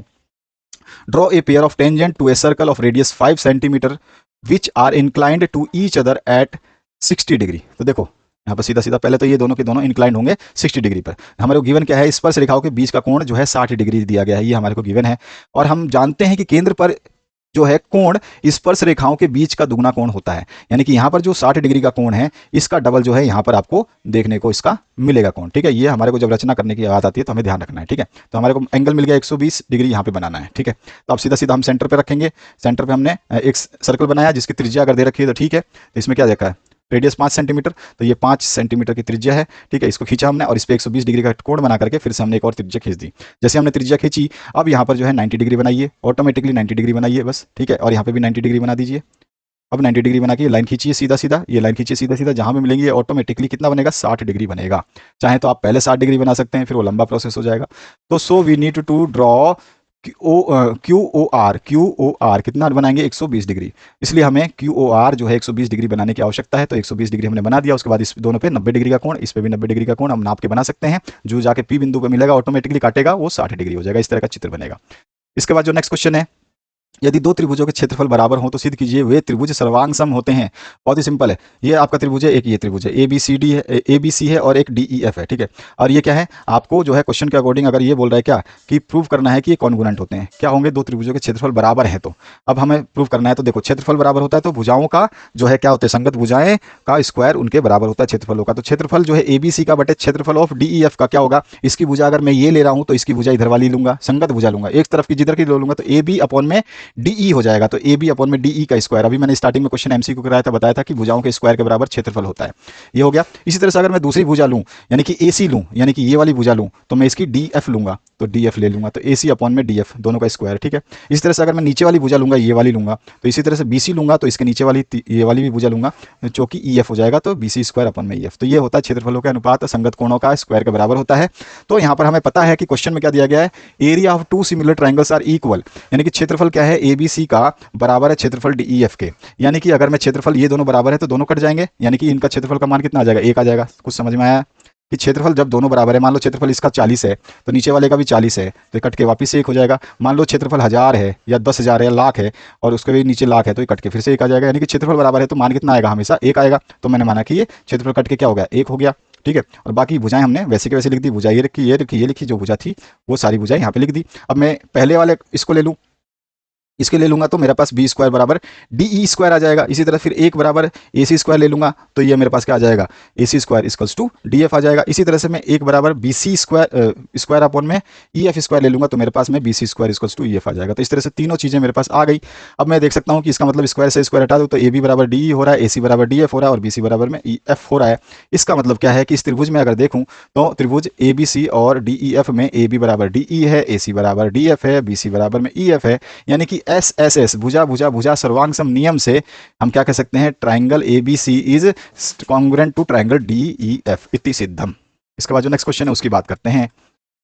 अच्छा, ये जो बच्चे हैं जिसको इंग्लिश मीडियम में इसको देखना है तो वो भी आप यहाँ पे अपने सॉल्यूशन को देख सकते हैं। इंग्लिश मीडियम का कंप्लीट मैंने सॉल्यूशन किया हुआ है, हर क्वेश्चन का हिंदी प्लस इंग्लिश वर्जन आपको दूंगा। तो यहाँ पर ABCD दिया गया है, यहाँ पे ट्राइंगल बता दिया गया है, बहुत ट्राइंगल सिमिलर है तो हमारे पास जो है हमने को बता दिया कि सिमिलर है। और एरिया जो है इक्वल है तो हमने बता दिया एरिया जो है दोनों का इक्वल है। प्रूफ क्या करना है वो लिख दिया हमने, ठीक है। प्रूफ हम दे दिया जो ऊपर मैंने बताया था। और वही चीज़ जो मैंने ऊपर आपको समझाया है कि एरिया जो है भुजाओं के संगत भुजाओं के स्क्वायर का अनुपात के बराबर होते हैं, तो हमारा जो एरिया है वो 1 के बराबर आ जाएगा। इनको करेंगे तो हम तीनों को अलग अलग ले लेंगे, 1 के बराबर इसको, 1 के बराबर इसको और 1 के बराबर अलग अलग भुजाओं को। एक बार इसको ले लेंगे, एक बार इसको लेंगे, एक बार इसको लेंगे, तो हमारे पास जो है सारी भुजाएं जो है बराबर दिखाई देंगी। इसका मतलब क्या है कि ये ट्राइंगल दोनों क्या हो जाएंगे, बराबर हो जाएंगे। और बराबर किस नियम से होंगे, तो SSS नियम से होंगे। इसका मतलब ट्राइंगल ABC जो है वो कॉन्ग्रुएंट हो जाएगा ट्राइंगल DEF के। तो हेंस प्रूव्ड। इसके बाद जो है 12वां क्वेश्चन, इसमें एक घड़ी के मिनट की सुई जिसकी लंबाई 24 सेंटीमीटर है, इस सुई के द्वारा 5 मिनट में रचित क्षेत्रफल ज्ञात करना है, यानी कि सेक्टर निकालना है। देख रहे हो आप, देखो यहाँ पे सेक्टर बन गया। तो ये घड़ी है, यहाँ पर घड़ी की मिनट की सुई की लंबाई जो हमारे को कितना दे रखा है, 14 सेंटीमीटर दे रखी है, तो हमने 14 सेंटीमीटर लिख लिया। 5 मिनट में सुई के द्वारा तय किया गया कोण जो हम निकालेंगे, हमें पता है कि सुई जो घड़ी की पूरी एक चक्कर मारने में जो सुई है मिनट की, वो कितना बनाती है, 360 डिग्री बनाती है। कितने देर में, 60 मिनट में 360 डिग्री। तो 360 बटे में 60 कर देंगे, गुणा में कितने मिनट के लिए बात करना है, तो ये बोल रहा है 5 मिनट के लिए। तो 5 मिनट में हमारा कितना कोण बनेगा, तो वो बनेगा यहाँ पे 30 डिग्री। तो मुझे कोण मिल गया 30 डिग्री, यही एरिया। अब सेक्टर हमारे को फॉर्मूला पता है, पाई 360, थीटा पर में 360 इंटू पाई आर स्क्वायर होता है। हमारे पास सारा फॉर्मूले में थीटा हमारे को पता है कितना मिल गया, 30 डिग्री। तो 30 डिग्री थीटा रखा। आर का वैल्यू हमें पता है, यहाँ पे रेडियस कितना है, 14 सेंटीमीटर, 14 रख दिया, ठीक है। और इसको सॉल्व करेंगे तो 51.3 सेंटीमीटर स्क्वायर आ जाएगा। तो ये हिंदी में है और इसी के सॉल्यूशन को मैंने यहाँ पे इंग्लिश में भी लिखा है। तो जो भी बच्चे इंग्लिश में देखना चाहते हैं तो उसको भी आप कर सकते हैं। मैंने हिंदी में आपको समझा दिया, तो आप इंग्लिश में अगर लिखना चाहते हैं, आपको समझ में यहाँ पे हिंदी में दिक्कत आ रही है, तो आप इंग्लिश में यहाँ से देख सकते हैं। तो यही वापस से आप जब आंसर निकालोगे, इसको डिवाइड करोगे तो वही आ जाएगा आपका 51.3 ही सेंटीमीटर आएगा। इसको भी आप डिवाइड करोगे तो 51.3 सेंटीमीटर स्क्वायर आ जाएगा। नेक्स्ट पार्ट जो है, त्रिज्या 4.2 सेंटीमीटर वाले धातु के एक गोले को पिघला करके त्रिज्या 6 सेंटीमीटर वाले एक बेलन के रूप में डाला गया। यानी कि यहाँ पे देखो, त्रिज्या दे रखी है आपको धातु के एक गोले को, ठीक है, और त्रिज्या दे रखी है 6 सेंटीमीटर वाले बेलन की, ठीक है। और दोनों जब पिघला करके बनाए जा रहे हैं, यानी कि ये गोला है जिसका त्रिज्या हमने 4.2 सेंटीमीटर है, इसको पिघला करके जो है यहाँ पे बेलन बनाया गया जिसकी त्रिज्या कितनी हो गई, 6 सेंटीमीटर, ठीक है। इसकी ऊंचाई पूछ रहा है, बेलन की ऊंचाई हमें ज्ञात करनी है, इसकी हाइट हमें निकालनी है। तो यही चीज़ पूछा गया इंग्लिश में क्वेश्चन है। यहाँ पर जो है धातु के गोले की त्रिज्या जो है हमारे को कितनी दे रखी है, आर 4.2 सेंटीमीटर, जो कि हमने देखा है यहाँ पे क्वेश्चन में भी देखा है, चित्र में दिखा रहा हूँ। धातु के गोले का आयतन हमारे को पता है कि 4/3 पाई आर क्यूब होता है, फॉर्मूला अच्छी तरीके से याद रखना। तो यहाँ पर जो है इसमें मैंने धातु के गोले के आयतन में आर की वैल्यू को रख दिया, तो 4.3 का क्यूब कर दिया। तो ये हमारे पास इतना हो गया, क्योंकि हमें पता है कि इसी से ये चीज बन रही है, तो यानी कि इसका आयतन और इसका आयतन बराबर होगा। तो हम आगे इसको सॉल्व कर देंगे आसानी से। धातु के गोले को पिघला करके बेलन की त्रिज्या जो है वो कितनी बनी, धातु का गोला पिघला करके बेलन की त्रिज्या कितनी बनी, 6 सेंटीमीटर की बनी। अब माना कि धातु के गोले को पिघलाकर बने गोले की बेलन की ऊंचाई जो है वो कितनी है, h मानी है हमने, तो हमने माना उसको h सेंटीमीटर। और धातु के गोले को पिघलाकर बेलन का आयतन, यहाँ पर हमने किसका, धातु के गोले का आयतन, अब बेलन के आयतन जो है वो होता है पाई आर स्क्वायर h। तो यहाँ पे पाई का पाई लिखा, आर की जगह हमने 6 सेंटीमीटर जो लिखा है, क्योंकि इसका 6 सेंटीमीटर रेडियस है। एच हमें निकालना है, इसको एज इट इज छोड़ दिया, तो ये हमारे पास आ गया 36 पाई एच सेंटीमीटर क्यूब। अब प्रश्न के अनुसार क्या है कि ये आयतन, इसका आयतन जो है इसके बराबर हो जाएगा, यानी कि दोनों आयतन क्या करूंगा, बराबर कर दूंगा, तो यानी कि 36 पाई एच बराबर हो जाएगा 4/3 पाई 4.2 का क्यूब, इसके बराबर हो जाएगा। अब यहाँ से पश्चांतर कर देंगे, एक तरफ h को ले लेंगे, बाकी सबको एक तरफ कर देंगे। जब इसको सॉल्व करेंगे तो ये अप्रोक्सीमेटली 2.7 आ जाएगा। तो यही हमारा जो है इसका धातु के गोले को पिघला करके बेलन की ऊंचाई जो है कितनी आ रही है, h हमें निकालना था 2.7 सेंटीमीटर, यही हमारा आंसर हो जाएगा। ये हिंदी मीडियम के लिए है, और इंग्लिश मीडियम के स्टूडेंट्स जो हैं यहाँ पर हम स्टार्ट करेंगे। Since sphere is melted into a cylinder, so volume of sphere is equal to the volume of cylinder. और वही चीज़ है, वॉल्यूम ऑफ स्फीयर निकाल देंगे, वॉल्यूम ऑफ सिलेंडर निकाल देंगे, और दोनों को इक्वल कर देंगे। यहाँ पर देखिए ये रहा वॉल्यूम ऑफ सिलेंडर जो है, ये रहा। इसके बाद हम दोनों को जानते हैं, volume of sphere is equal to volume of cylinder हो जाएगा, दोनों को इक्वल करके और एच की वैल्यू निकाल लेंगे। तो यहाँ पे कैलकुलेशन मैंने ज़्यादा कर रखी है, आराम से आप इसको एक एक स्टेप में कैलकुलेशन की गई है। तो इस एच की वैल्यू जो है हम फाइंड आउट करते हुए 2.7 निकाल देंगे, तो ये हमारा आंसर हो जाएगा। नेक्स्ट जो पार्ट है उसकी बात करते हैं। अच्छा, किसी का डायमेंशन दे रखी है, ठीक है, यहाँ पर 5.5 जो है आपको दे रखा है एक घनाभ। घनाभ का लंबाई, चौड़ाई और ऊंचाई दे रखी है 5.5, 10 और 3.5। इससे बनने एक घनाभ बनाने के लिए जो है 1.75 सेंटीमीटर व्यास, व्यास मतलब डायामीटर दे दिया आपको, तो इस डायामीटर का जो है और 2 mm मोटाई, थिकनेस भी दे रखी है। कितने चांदी के सिक्के को पिघलाना पड़ेगा अगर आपको एक घनाभ बनाना है जिसकी जो है बीमाएं, यानी कि जिसके डायमेंशंस ये हैं। तो यहाँ पे आपको घनाभ बनाना है जिसकी ऊंचाई, लंबाई और चौड़ाई जो है ये दे रखी है क्वेश्चन में, और उसको आपको सिक्के का क्या यूज़ करना है, आपको 1.5 सेंटीमीटर व्यास जिसके डायमीटर 1.75 सेंटीमीटर है और हाइट 2 mm है, इसको कितने हम यूज़ करेंगे कि ये इस तरह का शेप ले ले, यही चीज़ इसमें पूछी गई है। तो यहाँ पे सीधा सीधा बहुत सिंपल सा आंसर हो जाएगा। हमारे को जो घनाभ का आयतन है वो हम निकाल लेंगे। तो यहाँ पर हमारे पास घनाभ की लंबाई, चौड़ाई, ऊंचाई है, तो हमारे को पता है घनाभ का आयतन जो होता है L into B into H होता है। तो लंबाई गुना चौड़ाई गुना ऊंचाई हमने लिख दी, और हमारे पास आ गया सेंटीमीटर क्यूब में। चांदी के प्रत्येक सिक्के का व्यास जो है हमारे पास दे रखा है कि 1.75 है, तो इसके त्रिज्या जो है आधी हो जाएगी, आधी करूंगा तो यह आ जाता है 7/8 सेंटीमीटर। चांदी के प्रत्येक सिक्के की ऊंचाई जो है हमारे को दे रखा है 2 mm, तो 2 mm को हम जो है सेंटीमीटर में, क्योंकि सब कुछ सेंटीमीटर में है तो हम इसको भी सेंटीमीटर में ले लेंगे। तो यहाँ पे 2 mm को सेंटीमीटर में कन्वर्ट किया तो 1/5 सेंटीमीटर आ गया। इसके बाद में चांदी के प्रत्येक सिक्के का आयतन निकालूं तो चांदी जो है आप देख रहे हो कि कैसा है ये आपका, तो ये बेलन आकार का है और बेलन का भी हमने सूत्र देखा था पाई आर स्क्वायर एच होता है। तो हमारे पास पाई की वैल्यू, आर की वैल्यू और एच की वैल्यू सारी है। यहाँ पे आर की वैल्यू निकाल दी हमने हाफ करके, ठीक है ना, ये रहा 7/8 और ऊंचाई एच हमारे पास 1/5 आई, तो इन सभी वैल्यूज को रख लेते हैं। यहाँ पर 22/7, 7/8, 7/8 इंटू 1/5, तो हमारे पास आ गया 77/160 सेंटीमीटर क्यूब, जो कि प्रत्येक सिक्के का आयतन है, ठीक है, प्रत्येक सिक्के का आयतन है। अतः घनाभ बनाने के लिए आवश्यकता क्या पड़ेगी, घनाभ का आयतन बटे में प्रत्येक सिक्के का आयतन। तो घनाभ का आयतन अभी हमने निकाला था कि ये 192.5 सेंटीमीटर क्यूब है, तो हमने रखा 192.5 सेंटीमीटर क्यूब अपॉन में ये वाली वैल्यू जो कि एक सिक्के का आयतन है, तो यानी कि वॉल्यूम है एक सिक्के का, तो यहाँ पे 77 अपॉन में 160। अब इसको हम सॉल्व करेंगे तो यहाँ जाएगा 400 कॉइन्स, ठीक है। तो यहाँ पर जो हमारा आंसर आ गया 400 कॉइन्स, यानी कि हमारे को 400 सिक्के की आवश्यकता होगी चांदी के। यहाँ पर इंग्लिश मीडियम के जो स्टूडेंट्स हैं उनके लिए है सॉल्यूशन। नंबर ऑफ कॉइन हमें निकालनी है, तो वॉल्यूम ऑफ क्यूबॉइड अपन में वॉल्यूम ऑफ 1 कॉइन निकालेंगे। यही हमारे को हमने आगे सीखा, यही चीज़ हमें निकालनी है। तो हमारे को वॉल्यूम ऑफ क्यूबॉइड निकाल लेंगे, जो कि क्यूबॉइड का सारा डायमेंशंस दिया गया है, तो हमारे पास में आ गया 192.5 centimetre cube. Volume of 1 coin निकालना चाहेंगे तो हमारे पास सबसे पहले हम रेडियस निकाल लेंगे और हाइट को सेंटीमीटर में कन्वर्ट कर लेंगे। अब हम सीधे सीधे इसका निकाल लेते हैं। वॉल्यूम ऑफ 1 कॉइन कितना हो जाएगा आपका, तो ये हो जाएगा पाई आर स्क्वायर एच। तो यहाँ पर 1 कॉइन का हमारे पास वैल्यू आ गई 0.48125 centimetre cube. Number of coins कैसे होंगे, तो 192.5 अपॉन में 0.48125 से डिवाइड करेंगे तो ये आ जाएगा 400। Hence number of coins required is 400। तो इस तरह से आंसर आ गया। नेक्स्ट जो है निम्न बारंबारता बंटन का माध्य ज्ञात कीजिए। तो इसका माध्य ज्ञात करने का बहुत सिंपल सा फॉर्मूला है। आप पहले XI लिख लेंगे जो आपको दिया गया है बारंबारता, तो 20, 30, 40, 50, 60 करके 80 तक दिया गया है, तो ये लिख लिया। उसके बाद में फ्रीक्वेंसी जो दी गई है उसको हमने लिख लिया, है ना, सबमिशन ऑफ फ्रीक्वेंसी कर लिया, या 35 आया। और यहाँ पे FI XI यानी कि आपका जो है FI इंटू XI, इन दोनों को गुणा कर दिया, तो 20 गुणा में 6 120 हो गया। इसी तरह 30 गुणा में 11 330 हो गया। तो सबको गुणा करके इनका भी सबमिशन यानी कि सम ऑफ FI XI जो भी आया इसका सम कर लिया, तो ये आ गया 1390। हमारे को पता है मीन जो निकालने का होता है, जो हमारा माध्य होता है, इसका फॉर्मूला सिंपल सा मैंने आपको स्टार्टिंग में बताया था कि वो होता है FX अपॉन में F, सिग्मा FX अपॉन में F होता है। तो यहाँ पे सिग्मा FI XI अपॉन में FI हो गया इसका मतलब। तो यहाँ पर हमने रख लिया FI XI की वैल्यू कितनी है 390, तो 390 रखा और यहाँ पे नीचे रखा 35, काट दिया इसको, 39.714 जो है इसका आ गया हमारे पास में मीन यानी कि माध्य। इसके बाद जो 16वां क्वेश्चन है इसमें क्या है कि आपको दो खिलाड़ी हैं A और B टेनिस मैच खेलते हैं। यह ज्ञात है कि A की मैच जीतने की प्रायिकता 0.38 है, तो B के मैच जीतने की प्रायिकता निकालनी है। हमारे को दिया क्या गया है कि probability of A winning the match, मान लिया P1 है, ठीक है। A के मैच जीतने की प्रायिकता मान ली P1 है, तो वो कितना दे रखा है हमारे को 0.38 दे रखा है। और हम मानते हैं कि प्रोबेबिलिटी ऑफ B जो है विनिंग मैच उसका मान लिया P2 है, ठीक है। हम मानते हैं कि B के मैच जीतने की प्रायिकता कितनी है P2 है। तब हम जानते हैं कि P1 प्लस P2 यानी कि दोनों की कुल प्रायिकता जो है 1 के बराबर होती है। आप जानते हैं कुल प्रायिकता 1 से ज़्यादा नहीं होती है।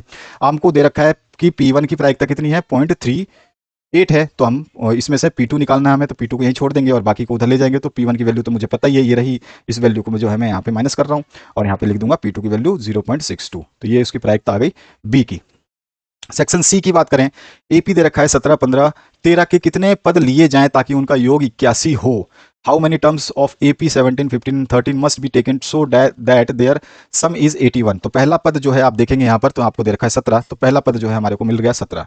इसके बाद दूसरी चीज इसमें क्या है वो चीज देखिए, पहला पद हमारा आ गया 17। दूसरी चीज इसमें सारवंतर निकालूं तो 15 में से 17 को माइनस करूंगा तो मेरे पास जो है आप देखेंगे 15 में से 17 को माइनस करा जाए तो ये -2 आ जाएगा, तो हमारे पास D आ गया -2। इसके बाद अगर मैं बात करूं हमें क्या बात निकालना है, कितने पद लिया जाएगा, योग जो है 81 हो। योग की बात हो रहा है यानी SN वाला फॉर्मूला यूज होगा। SN इक्वल्स टू स्टार्टिंग में मैंने बता दिया था formula, n/2 2A plus n-1 into D होता है n अपॉन में 2। अब A मैंने अभी बताया आपको, A और A 17 है और D आपका -2 है, तो A 17 रखा और D जो है -2 रखा। बाकी हम n को वैल्यू को निकालेंगे। तो हमारे पास SN कितने पद दे रखे हैं 81, टोटल सम कितना दे रखा है 81 होना चाहिए, तो हम SN की जगह 81 रख देंगे। अब हमें n निकालना है, यहाँ से इस 2 को उधर ले जाऊंगा तो ये जो है n यहीं छूट जाएगा और 2 उधर चला जाएगा, तो ये 62 हो जाएगा। बाकी ब्रैकेट में वो सारी चीज़ें जो बची उनको हम ओपन करते जाएंगे, इसको मल्टीप्लाई करेंगे तो -2n हो जाएगा और प्लस में आपका 2 हो जाएगा। तो यहाँ पे ब्रैकेट क्लोज ओपन किया तो ये वाला सॉल्व होके ये आ गया और ये वाला सॉल्व होके 34 आ गया। इसके बाद में 162 है ही आपका, यहाँ पे कितना आ जाएगा, n से मल्टीप्लाई करेंगे 34n आ गया और यहाँ पर -2n स्क्वायर हो जाएगा और यहाँ पे 2 इंटू n कितना हो जाएगा 2 हो जाएगा। इस तरह से हमारा जो समीकरण बनेगा यानी इक्वेशन बनेगी, तो यहाँ पर देखने को मिल रहा है कि ये आपका एन स्क्वायर है, ये आपका एन है, ये आपका एन है, तो यहाँ पर ये 34n और 2n कितना हो गया, 36n हो गया, और ये 2n स्क्वायर है, इधर जाकर के हमने सारे को एक साइड करके जीरो को इक्वेट कर दिया, तो हमारे पास इक्वेशन बन गई 2n square minus 36n plus में 162 इक्वल्स टू 0। यहाँ से 2 सब में से हटा दूं तो 2 कॉमन ले लूंगा तो मेरे पास n स्क्वायर बचेगा, यहाँ पे इसमें से 2 कॉमन लिया तो 18 बचेगा, इसमें से 2 कॉमन लिया तो 81 बचेगा।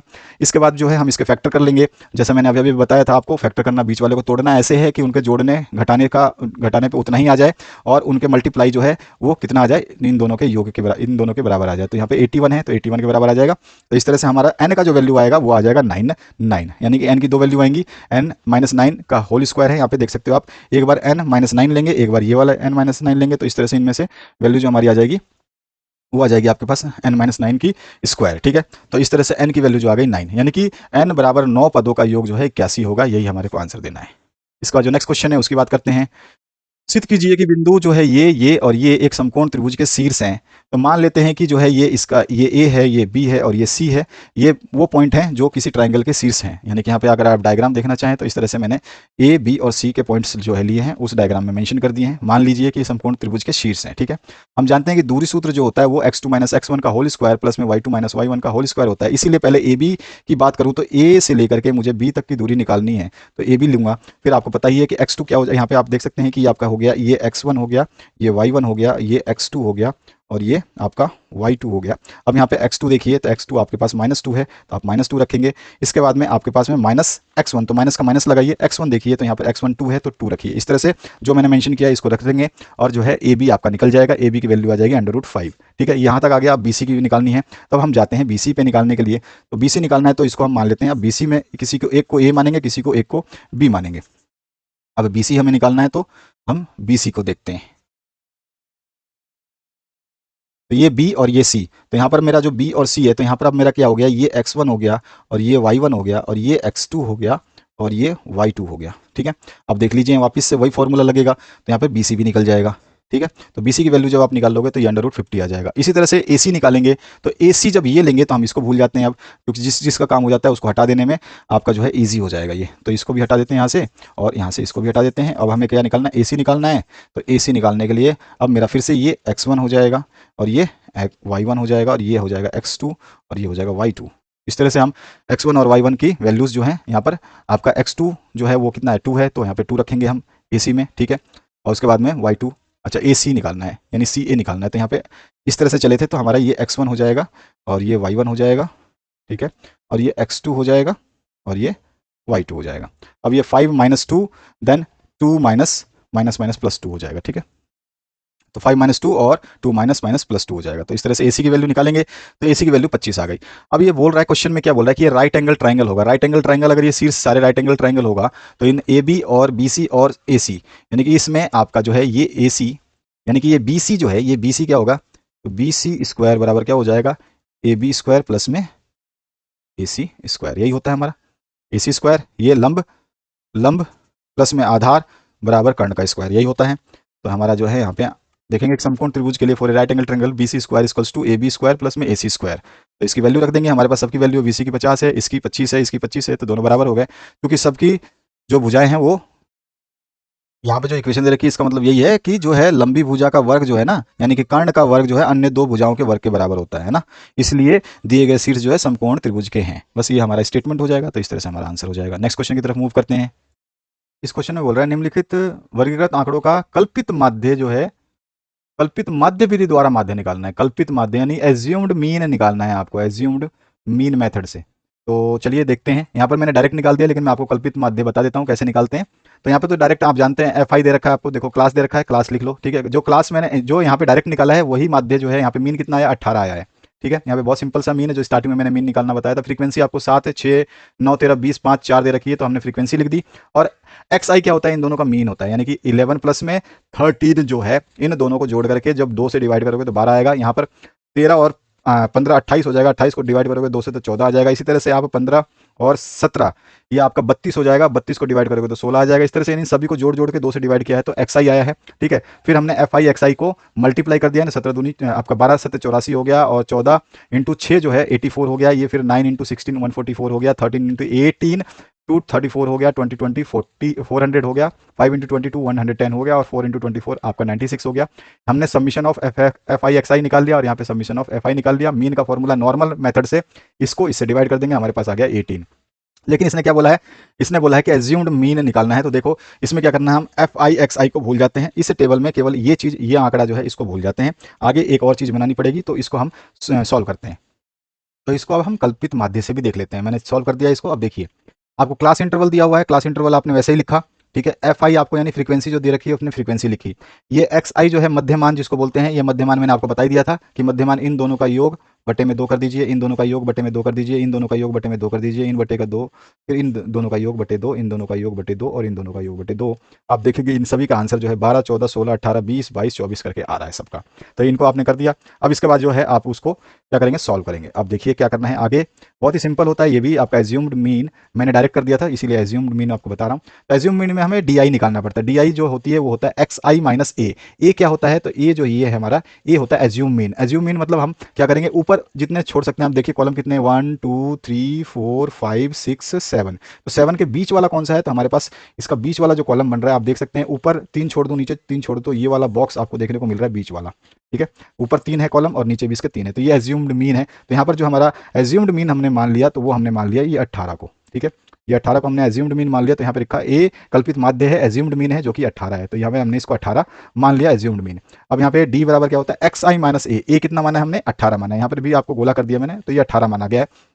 इसका मतलब क्या है कि मुझे एक्स आई की वैल्यू कितनी है, 12 है, फिर 14 है, फिर 16 है, फिर 18 है, फिर 20 है, 22 है और 24 है। इनमें से सभी में से 18 घटाने, तो 12 में से 18 घटाऊंगा, फिर 14 में से 18 घटा रहा हूँ, फिर 16 में से 18 घटा रहा हूँ, फिर 18 में से 18, फिर 20 में से 18, 22 में से भी 18 और 24 में से 18, सभी में से 18 घटाना। एक्स आई की वैल्यू आप देख रहे हैं, ये रही एक्स आई की टेबल, ठीक है। ये सारी की सारी वैल्यू एक्स आई की हैं जितनी भी आप देख रहे हैं। तो इसमें से घटाया तो -6 -4 -2 फिर 0 फिर 2 4 और 6 बचा। आप समझ गए, ये डी आई निकालना। अब बचा क्या है हमारे पास, एफ आई डी आई निकालते हैं। एफ आई डी आई यानी कि एफ आई कितनी है, तो एफ आई की अगर वैल्यू देखूं तो यहाँ पे मेरे को एफ आई ये है, ठीक है। और डी आई कौन सी है, तो डी आई अभी अभी मैंने इस टेबल में निकाली है। तो एफ आई और डी आई को मल्टीप्लाई करते हैं। एफ आई कितना है, 7 है, 7 गुणा में -6, ठीक है। 7 गुणा ये 7 लेंगे और ये -6 गुणा कर देंगे तो कितना हो गया, 42। इसी तरह से ये वाला 6 लेंगे और इसको -4 से गुणा कर देंगे तो 6 चौक 24 माइनस का 24। इस तरह से ये 9 लेंगे और यहाँ पर माइनस का 2 है, इससे गुणा कर देंगे तो आ जाएगा माइनस का 18। इसी तरह से ये आप देखेंगे 13 लेंगे यहाँ पर, ठीक है। ये वाला 13 लेंगे और यहाँ पर ये 0 है, इससे गुणा करेंगे तो ये हो जाएगा 0। इसके बाद ये 20 लेंगे और इसको फिर हम 2 से गुणा करेंगे तो ये हो जाएगा आपका 40, ठीक है। इसके बाद आपका नेक्स्ट जो पार्ट है उसमें क्या बचा, 5 है, इस 5 को मल्टीप्लाई कर देंगे 4 से तो यहाँ पे आ गया 20 और इस 4 को मल्टीप्लाई कर देंगे 6 से तो यहाँ पे आ जाएगा 24, ठीक है। दोनों पहले मैंने आपको जो बताया था उसमें कितना मीन निकला था हमारा, माध्य कितना निकला था, तो 18 निकला था। इसमें भी आपका जो फॉर्मूला कुछ भी हो लेकिन मीन सेम ही निकलता है, ठीक है। मोड जो है सेम ही निकलता है, फॉर्मूला चाहे कोई भी लगाओ, करने का तरीका सही है तो सब कुछ सही निकलेगा। अब एफ आई डी आई हमने निकाल लिया, तो मैंने 42 -24 और -18, अगर इन आप तीनों को जोड़ते हो, इसको इसको और इसको तीनों को अगर आप जोड़ देते हो माइनस का 84 आएगा, ठीक है। आप जोड़ के देख लो, यहाँ पे 0 है, इस 0 को भूल जाओ। फिर यहाँ पर देखिए इनको जोड़िए, 40 और 20 से 60 और 20 80 4 84, इन तीनों का योग भी आपका 84 आ रहा है, लेकिन ये प्लस का 84 है। ये सारे पॉजिटिव है, ये नेगेटिव है, तो यानी कि यहाँ पर माइनस का 84 और प्लस का 84 मिलकर कितना हो जाएगा, 0 हो जाएगा। तो हमारे पास एफ आई डी आई की वैल्यू आ गई 0। अब मुझे पता है जो कल्पित माध्य निकालते हैं तो उसका फॉर्मूला क्या होता है, वो माध्य निकालने का, मीन निकालने का, ए प्लस में sigma f i d i upon में सिग्मा एफ आई। अब मेरे पास sigma f i d i कितनी, ए कितना है, तो ए आपको पता है कि 18 माना गया था, ए आपको दिखाया था मैंने भी, यहाँ पे 18 है, ठीक है। तो ए की जगह क्या रख रहा हूँ मैं, 18 रख दूंगा। प्लस में आपका एफ आई डी आई कितना है, 0 है तो मैंने 0 रखा, बटे में एफ आई कितना है, तो एफ आई 64 है तो यहाँ पे 64 रखा। अब यहाँ पे ये तो 0 हो गया, तो बचा क्या मेरे पास 18 ही, तो यानी कि एक्स बार कितना आया, वापस से 18 ही आया। तो यही हमारा आंसर हो गया, क्योंकि 0 में 64 को डिवाइड करोगे तो 0 ही हो जाएगा। 0 + 18 कितना होगा, 18। तो हमारा पहला भी माध्य 18 निकला था, अभी भी माध्य 18 निकला है, तो यानी कि फॉर्मूला कोई भी यूज़ करूँ मेरा माध्य सेम आएगा। बस आपसे देखना है कि आपसे क्वेश्चन में कौन सा मेथड पूछा गया है, ठीक है। मैंने ये कल्पित माध्य ध्यान नहीं दिया था, बस मुझे माध्य याद था, माध्य निकालना है तो मैंने माध्य निकाल दिया था डायरेक्ट मेथड से। तो डायरेक्ट भी आपको दिखा दिया है मैंने, डायरेक्ट का मेथड ये था, ठीक है। और इसके अलावा जो ये मेथड है आपका, ये आपका प्रत्यक्ष एज्यूम्ड मीनिंग है, यानी कल्पित माध्य जो है, कल्पना करके हम जो निकालते हैं वो है। अब आते हैं हम नेक्स्ट क्वेश्चन की तरफ। आपका जो है, सिद्ध कीजिए कि किसी वृत्त के किसी व्यास के सिरों पर खींची गई स्पर्श रेखाएं समानांतर होती हैं। बहुत ही सिंपल और अच्छा क्वेश्चन है। Prove that the tangents drawn from the ends of the diameter of a circle are parallel. तो ये डायमीटर आप देख रहे हैं, यहाँ पे सर्कल का डायमीटर ये वाला आपको दिखाई दे रहा है, ठीक है। और इसके एंड में जो है आपको 2 रेखाएं देखने को मिल रही है, एक तो यहाँ पर है ये वाली, ठीक है, इस तरह से आपको देखने को मिल रही है, और यहाँ पर दूसरी वाली है ये वाली, ठीक है। दोनों एंड में यहाँ पर रेखाएं खींच दी गई हैं। अब ये रेखाएं जो बोल रहा है क्या है, परस्पर रेखाएं समानांतर होती है, यानी कि पी क्यू जो है वो आर एस के समानांतर है, यानी कि पैरेलल है, ये आपको बताना है। तो चलिए इसको कर लेते हैं, बहुत ही सिंपल सा है। दिया क्या गया है, ओ केंद्र वाला एक वृत्त जिसका व्यास जो है ए बी है। इसने बोला है कि किसी वृत्त का जो है व्यास दिया गया है, ठीक है। तो व्यास दिया गया ए बी, हमने यहाँ पे दिखाया। हमको गिवन क्या है, circle with centre O and diameter A B. Centre O है और डायमीटर जो है इसका ए बी है। Let P Q be the tangent at A and R S is the tangent at B point. तो A पर P Q tangent है और बी पर आर एस टेंजेंट है, यही लिखा है। माना पी क्यू बिंदु पर ए स्पर्श रेखा है और आर एस बिंदु पर बी स्पर्श रेखा है, ठीक है। सिद्ध क्या करना है कि पी क्यू जो है ये समानांतर है आर एस के, ये हमें सिद्ध करना है। तो हमने लिख दिया सिद्ध टू प्रूफ ये। इसके बाद जो उपपत्ति प्रूफ लिखेंगे, since P Q is tangent at point A, यानी कि पी क्यू जो है इस पॉइंट ए पर जो है क्या है, टेंजेंट है। क्योंकि पी क्यू जो है बिंदु ए पर स्पर्श रेखा है, तो इसका मतलब ओ ए, यानी कि ये जो है ओ से लेकर ए रेखा जो है ओ ए, ये पी क्यू पर लंब है। क्योंकि हम जानते हैं कि किसी भी वृत्त की स्पर्श रेखा है जो है त्रिज्या के साथ ओ ए, त्रिज्या है, त्रिज्या के साथ क्या बनाती है, 90 डिग्री बनाती है। ये चीज समझ में आ गया। इसी तरह से हम कह सकते हैं यहाँ पर वृत्त के किसी स्पर्श बिंदु से रेखा जो है त्रिज्या पर लंब होती है। यही चीज मैंने लिखा है हिंदी में और यहाँ पे लिखा है इंग्लिश में, ठीक है। ये चीज हम बता देंगे। और इसके बाद सीधा सीधा लिख सकते हैं कि जो एंगल ओ ए पी है, यानी कि एंगल ओ ए पी जो है ये कितना है, 90 डिग्री है, यही बताया। तो इक्वेशन नंबर फर्स्ट बन गई। इसी तरह से हम दूसरा जो है आर एस जो है ये आपका बी पर जो है वो, यानी कि ओ बी पर जो है आर एस क्या होगा, यहाँ पर भी 90 डिग्री है। ये समझ में आ गया। अभी देखते हैं इसको। तो यहाँ पे देखेंगे सिमिलरली इसी प्रकार are S is the tangent eight point P. तो यहाँ पर बी पॉइंट पे जो आर एस जो है टेंजेंट है, यानी आर एस जो है बी पॉइंट पर एक स्पर्श रेखा है, ठीक है। आर एस लाइन जो है ये बी पॉइंट पर स्पर्श रेखा है। अर्थात ओ बी, यानी कि ओ बी क्या है, त्रिज्या, ओ बी पर ये क्या है, लंब है, यानी ओ बी पर परपेंडिकुलर है आर एस, ठीक है ना। ओ बी परपेंडिकुलर है आर एस पे, यानी कि यहाँ पे भी क्या बना रहा है, 90 डिग्री, क्योंकि स्पर्श रेखा त्रिज्या के साथ क्या बनाती है, 90 डिग्री। यहाँ पर वही चीज मैंने फिर से लिखी है। तो यहाँ पे क्या हो गया, एंगल ओ बी एस क्या हो गया, 90 डिग्री। तो इक्वेशन नंबर 2 बन गई। अब आप एक और जानते हैं, इक्वेशन नंबर 1 और 2 की बात करें, फर्स्ट और सेकंड की बात करें, तो यहाँ पर angle A O P, angle A sorry O A P ये 90 डिग्री है यहाँ पर, और इसी तरह से ओ बी एस ये भी 90 डिग्री है, ठीक है। इसलिए जो है एंगल ओ ए पी, यानी कि ये एंगल और एंगल ओ बी एस दोनों बराबर होंगे, क्योंकि दोनों का मान 90 डिग्री है, ये हमने लिख दिया। यानी कि अगर दोनों बराबर होंगे तो इसका मतलब मैं क्या कह सकता हूँ कि बी ए पी, यानी कि बी, ठीक है, फिर ए और पी, यानी कि यहां से लेकर के बी ए पी ये 90 डिग्री है। तो ये मैंने बोला बी ए पी 90 डिग्री है। इसी तरह से ए बी एस ये भी 90 डिग्री है। अब मैं कह सकता हूँ कि ये क्या है, ट्रांसवर्स लाइन खींची गई है यहाँ पे, ये क्या तिर्यक रेखा है, ठीक है। यहाँ पे सीधी लाइन, जैसे ये दो लाइन है और इन पर कोई लाइन काटती है तो इसको हम तिर्यक रेखा बोलते हैं। तो यहाँ पे सीधी लाइन है, तो यानी कि है तो सही लाइन, काट तो रही है दो लाइनों को।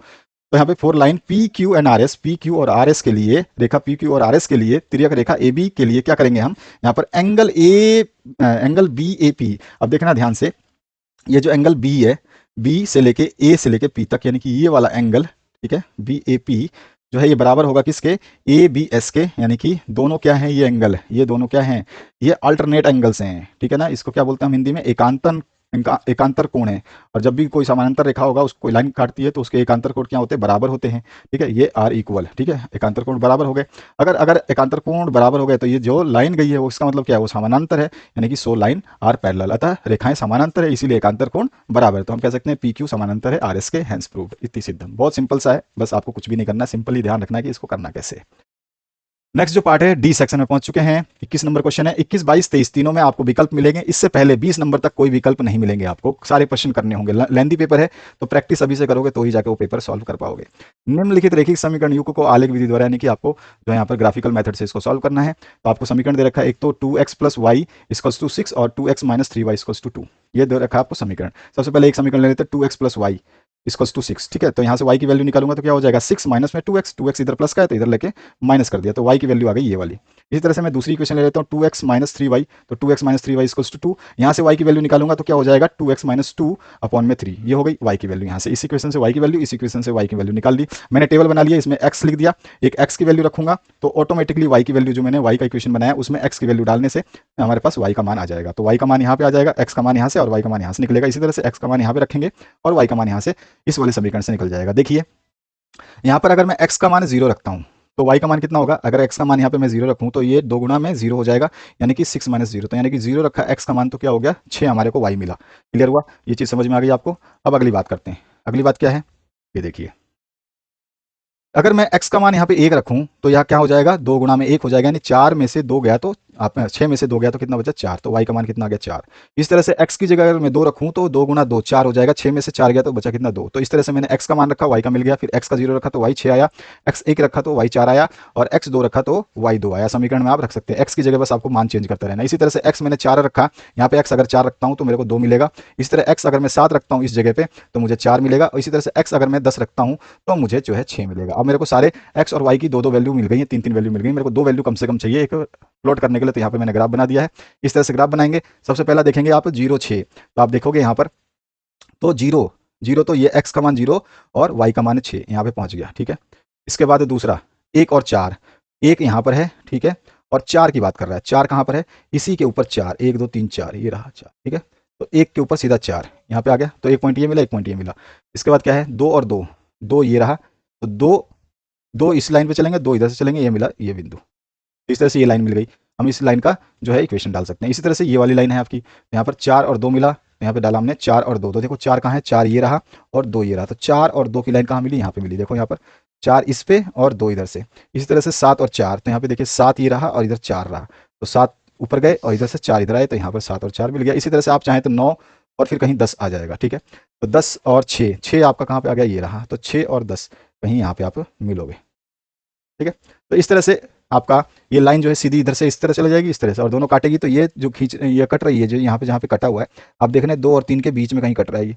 अगर हम नीचे इसको ड्रॉ करते हैं तो यहाँ पर आ रहा है ये कटा हुआ, और यहाँ पर जो ये कटा हुआ है इधर जा रहा है 1 पर, तो y का मान मुझे 1 मिल रहा है और x का मान जो मुझे मिल रहा है वो 2.5 मिल रहा है। यही इसका सोल्यूशन है, ठीक है। नेक्स्ट पार्ट की बात करें तो आपका इसका अथवा पार्ट में भी दिया गया है, इसको भी आपको आलेख विधि से हल करना है। जैसे मैंने ऊपर बताया, x का मान मैंने यहाँ पर इस समीकरण से y की वैल्यू निकाल ली, y आ गया 6 माइनस एक्स बटे में 3, y बराबर क्या हो जाएगा, y यहीं छोड़ दूंगा तो ये x इसमें से इधर आ जाएगा, यहाँ से x हट जाएगा, और 3y है तो y छोड़ूंगा तो यहाँ पे 3 आकर इसके डिवाइड कर देगा, तो 6 माइनस एक्स अपॉन में 3। इस तरह से ये इक्वेशन बनेगी y की, और ये x का वैल्यू मैं अगर 0 रखूँ तो y की x की जगह 0 रखो, यहाँ पर x की जगह 0 रखोगे तो अपने पास कितना आएगा, 2 आएगा, और इसी तरह से x का मान 6 रखोगे यहाँ पर तो हमारे पास 0 आएगा। तो 2 वैल्यू हमें कम से कम चाहिए प्लॉट करने के लिए। इस तरह से मैं यहाँ से भी y की वैल्यू निकाल लूंगा, तो y की वैल्यू जो है हमारा ये इक्वेशन बन जाएगा। y की वैल्यू निकालिए, जैसे मैंने ऊपर बताया था कैसे हल करके, इस तरह से इस इक्वेशन में y की वैल्यू निकाली है तो ये बना। उसी तरह से मैंने यहाँ पे डायरेक्ट लिख दिया, एक बता दिया एक में डायरेक्ट लिख दिया, आप भी डायरेक्ट लिख सकते हो एग्जाम में भी। तो यहाँ पे y की वैल्यू निकाला, y equals to 2x minus 12 upon में 3 हो जाएगा। तो अगर मैं x की मान को 0 रखता हूँ तो मुझे y का मान -4 मिलेगा, और x को अगर 6 रखता हूँ तो मुझे y का मान 0 मिलेगा। तो ये मेरे पास इक्वेशंस आ गई, इनको फिर से प्लॉट किया तो आप देख सकते हो यहाँ पर आराम से देख सकते हो। पहला जो है 0 और 2 है, तो 0 और 2 देख लीजिए, यहाँ पर आपका ये 0 है, इसी पे 2 आपको जाना है, तो 2 कहाँ पे जाना है, ये रहा 2, 0 और 2, ठीक है। इसके बाद देखिए 6 और 0 है, यहाँ चलिए 6 ये रहा और 0 इसी लाइन पे है, ठीक है। इसके बाद आपका यहाँ पे 0 और -4 है, तो 0 तो ये रहा और इसी पे -4 नीचे जाना है, तो ये रहा 0 और 4। इसके बाद आपका नेक्स्ट है 6 एंड 0 है, तो 6 पहले देखिए इस पे चल के 6 यहीं पर आ रहा है और 0 इसी लाइन पे रहेगा, तो 6 एंड 0 तो यहाँ पर कट के आ गया। तो यहाँ पर जो कटा ये हमारे पास 6,0 जो है इसका इक्वेशन का हल हुआ, ठीक है। जहाँ कटा वही हमारा मान होगा। तो यहाँ पर x की वैल्यू आ रही है 6 और y की वैल्यू आ रही है 0, तो हमारे पास 6 और 0 जो है इसका सोल्यूशन हुआ। तो ये हमारा आंसर हुआ। तो इस तरह से ग्राफिकल मेथड से हमने इसको किया। अब आता है नेक्स्ट क्वेश्चन। सिद्ध करना है आपको 1 प्लस साइन ए अपॉन में 1 minus sine A equals to sec A plus में tan ए होता है। बहुत इजी से क्वेश्चन है। इसके एलएचएस को ले लेते हैं। एलएचएस हमने लिया 1 प्लस में साइन ए और 1 माइनस साइन ए। इसको क्या करेंगे, हर का परिमेकरण यानी रैशनलाइज कर देंगे डिनोमिनेटर का। तो इसमें हम 1 माइनस साइन ए से गुणा कर देते हैं। 1 माइनस साइन ए है तो उसके 1 माइनस साइन ए की अपोजिट साइन से 1 प्लस साइन ए से गुणा कर देंगे। तो यहाँ पर जो है सीधा सीधा डिनोमिनेटर का जो है रैशनलाइज करेंगे तो 1 प्लस साइन ए और इंटू में 1 प्लस साइन ए, तो 1 प्लस साइन ए इंटू 1 प्लस साइन ए, 1 प्लस साइन ए का स्क्वायर हो जाएगा, ठीक है। और 1 माइनस साइन ए इंटू 1 माइनस साइन ए, आपको पता होगा ए माइनस बी और ए प्लस बी का फॉर्मूला ए स्क्वायर माइनस बी स्क्वायर होता है। तो यहाँ पे ए की जगह क्या है, ये है, और बी की जगह ये है, तो ए 1 का स्क्वायर इस तरह से साइन ए का स्क्वायर, ठीक है। तो ये हमारे पास नीचे वाला हो गया। अब एक चीज हम जानते हैं कि 1 प्लस साइन ए का होल स्क्वायर, इसको तो हमने एज इट इज रखा। हमको एक फॉर्मूला याद है अच्छी तरह से कि अगर देखोगे तो कोस स्क्वायर ए प्लस में यानी cos square theta plus sine square theta बराबर 1 होता है। लेकिन मैं अगर मैं यहाँ से कोस स्क्वायर थीटा को अलग कर दूं तो कोस स्क्वायर थीटा होता है 1 माइनस साइन स्क्वायर थीटा, ठीक है। यानी कि 1 माइनस साइन स्क्वायर थीटा की जगह क्या मैं लिख सकता हूँ, कोस थीटा लिख सकता हूँ। यानी कि 1 माइनस साइन स्क्वायर थीटा की जगह क्या लिख सकता हूँ, कोस थीटा। तो यहाँ पर जो है ये वाली वैल्यू जो है, ये वाली वैल्यू आप देख रहे हैं जो, इसकी जगह क्या लिख सकता हूँ मैं, कोस थीटा, ठीक है, ऊपर वाली वैल्यू को एज इट इज छोड़ दिया। अब आ जाइए नीचे की तरफ। अब आप इसका भी स्क्वायर देख रहे हो, इसका भी स्क्वायर, तो यानी कि इसका होल स्क्वायर हो गया। इसका ऊपर वाले का भी स्क्वायर है, नीचे वाले का भी स्क्वायर है, तो इसको मैं होल स्क्वायर कर सकता हूँ, तो इसको मैंने होल स्क्वायर कर दिया, अंडर रूट लगा दिया। अब मैं इसका जब ये स्क्वायर हटाऊंगा तो इसका अंडर रूट भी हट जाएगा, तो मैंने स्क्वायर हटाया, देख रहे हो आप नीचे की तरफ अंडर रूट भी हट गया है। तो यहाँ पर स्क्वायर, ये स्क्वायर हटाया तो ये अंडर रूट हट गया, तो मेरा सोचा 1 प्लस में साइन ए अपॉन में कोस ए, 1 प्लस में साइन ए और अपॉन में कोस ए को मैं अलग अलग कर दूं तो 1 अपॉन में कोस ए लिख सकता हूं और साइन बाई कोस ए लिख सकता हूं। तो 1 अपॉन में कोस ए जो होता है वो सेक ए होता है और साइन बाई कोस होता है वो टेन होता है, आप सभी को पता है। तो यही हमें प्रूव करना था, सेक ए प्लस में टेन ए, यही क्वेश्चन में हमें प्रूव करना था, सेक ए प्लस में टेन ए। ईजी है बहुत सिंपली, तो हमारे पास हैंस प्रूव आ गया। साइंस का हमने सोल्यूशन बना दिया, जिस तरह से आप इस सोल्यूशन को समझ रहे हैं उसी तरह से मैंने इसमें साइंस भी कंप्लीट समझाया है। इसके बाद अथवा पार्ट जो है इसकी बात करें, इसी का अथवा पार्ट में फिर से आपको प्रूव करना है कोस ए अपॉन में 1 प्लस साइन ए प्लस 1 प्लस में साइन ए अपॉन में 1 अपॉन में कोस ए इक्वल्स टू 2 सेक ए। तो वैसे ही करना है हमको, कुछ नहीं करना है, आपको समझ लेना है बस। हमने लिखा है यहाँ पर जो भी आपकी वैल्यूज है इनको सीधा सीधा कोस ए और 1 प्लस में साइन है, और यही हमने इक्वेशन उतार दी, हमने एलएचएस ले लिया। ठीक है, अब हमने क्या करना है, एलसीएम लेना है, तो एलसीएम ले लिया, ये रहा एलसीएम नीचे की तरफ। अब एलसीएम के हिसाब से जब हम इसको मल्टीप्लाई करेंगे तो 1 प्लस साइन ए यहाँ से हटा देंगे, तो यहाँ पे कोस ए इनसे मल्टीप्लाई हो जाएगा, तो कोस ए इंटू कोस ए हो जाएगा, इधर 1 प्लस में साइन ए इंटू 1 प्लस में साइन ए हो जाएगा। एलसीएम लेना आपको अच्छी तरह से आता है। अब मुझे पता है कि कोस ए इंटू कोस ए क्या हो जाएगा, कोस स्क्वायर ए, और 1 प्लस में साइन ए का होल स्क्वायर हो जाएगा, तो यहाँ पे इसको 1 प्लस साइन ए का होल स्क्वायर लिख दिया, और नीचे वाला एलसीएम एज इट इज लिखा हुआ है। ऊपर वाले में देखें कोस, जो कोस स्क्वायर ए है उसको ऐसे रखा, और 1 प्लस साइन स्क्वायर ए को खोल दिया, ए प्लस बी का होल स्क्वायर वाला फॉर्मूला लगा के तो खोल दिया, तो ये आ गया साइन स्क्वायर ए 1 स्क्वायर प्लस साइन स्क्वायर ए प्लस में 2 साइन ए। ठीक है, अब यहाँ पे आपको एक चीज पता होना चाहिए, ये जो है यहाँ पर आप देखोगे तो इसको मैं सेग्रीगेट कर सकता हूँ। यहाँ पे कोस स्क्वायर ए और साइन स्क्वायर ए एक जैसे देखने में लग रहे हैं, तो इनको मैंने एक जैसे ले लिया एक जगह, क्योंकि ये मेरे काम आ जाएगा, इसको मैं 1 के इक्वल कर सकता हूँ। और साथ ही साथ बचा आपके पास में 1, ठीक है, तो 1 का 1 आपने लिखा यहाँ पे, 1 का स्क्वायर 1 ही होता है, और प्लस में 2 साइन ए बचा, वो जो 2 साइन ए यहाँ पे आपने लिख दिया। नीचे आपका जो था वैसे का वैसे अभी चल ही रहा है। इसके बाद आपको ये चीज पता है कि cos square theta plus sine square theta का मान 1 के बराबर होता है, ये फॉर्मूला याद होगा, तो हम यहाँ पे इसकी पूरे ब्रैकेट की जगह 1 रख देंगे, और उसके पहले मेरे पास 1 प्लस में 2 साइन ए था, 1 प्लस में 2 sine A as it is रख दिया, नीचे वाला एज इट इज चल रहा है। ऊपर जो है 1 से 1 जुड़ गया तो 2 हो गया, और यहाँ पर प्लस में 2 साइन ए है तो प्लस में 2 साइन ए, अब दोनों में 2 कॉमन हो रहा है, इसको मैं 2 को कॉमन ले लूंगा, तो यहाँ पे बचेगा 1 प्लस में साइन ए, और नीचे बचेगा 1 प्लस में साइन ए इंटू कोस ए, तो साइन ए और ये साइन ए कट जाएगा, यहाँ पे बचेगा 2 अपॉन में कोस ए, 2 अपॉन में कोस ए को मैं लिख सकता हूँ 2 इंटू 1 अपॉन में कोस ए, और ये 1 अपॉन में कोस ए जो होता है वो सेक ए के बराबर होता है, यानी सेक थीटा के बराबर होता है, तो 2 इंटू सेक ए, यही हमें प्रूव करना था, हैंस प्रूव्ड। इसके बाद जो नेक्स्ट क्वेश्चन है उसकी बात करते हैं। यहाँ पर अस्पताल में विशेष वर्ग के भर्ती हुए रोगियों की आयु को दर्शा रहे हैं। यहाँ पे आयु है वर्षों में 5 से 15, 15 से 25, इस तरह से 65 तक, और रोगियों की संख्या 6, 11, 21, 23, 14 और 5 है। ठीक है, इसका हमें बहुलक भी निकालना है और माध्य भी निकालना है, तो दोनों निकाल लेते हैं। सबसे पहले माध्य निकाल लेंगे, इजी रहेगा, माध्य निकालना बता चुका हूँ, सिंपलेस्ट मेथड से, इसमें कुछ भी आपको दिया नहीं है कि कौन से मेथड से आपको मोड और कौन से मेथड से मीन निकालना है, तो कोई इशू नहीं है, हम किसी मेथड से निकाल सकते हैं। एज आपको दे रखा है, ठीक है, फ्रीक्वेंसी आपको दे रखी है, तो एज और फ्रीक्वेंसी टेबल से लिख ली हमने।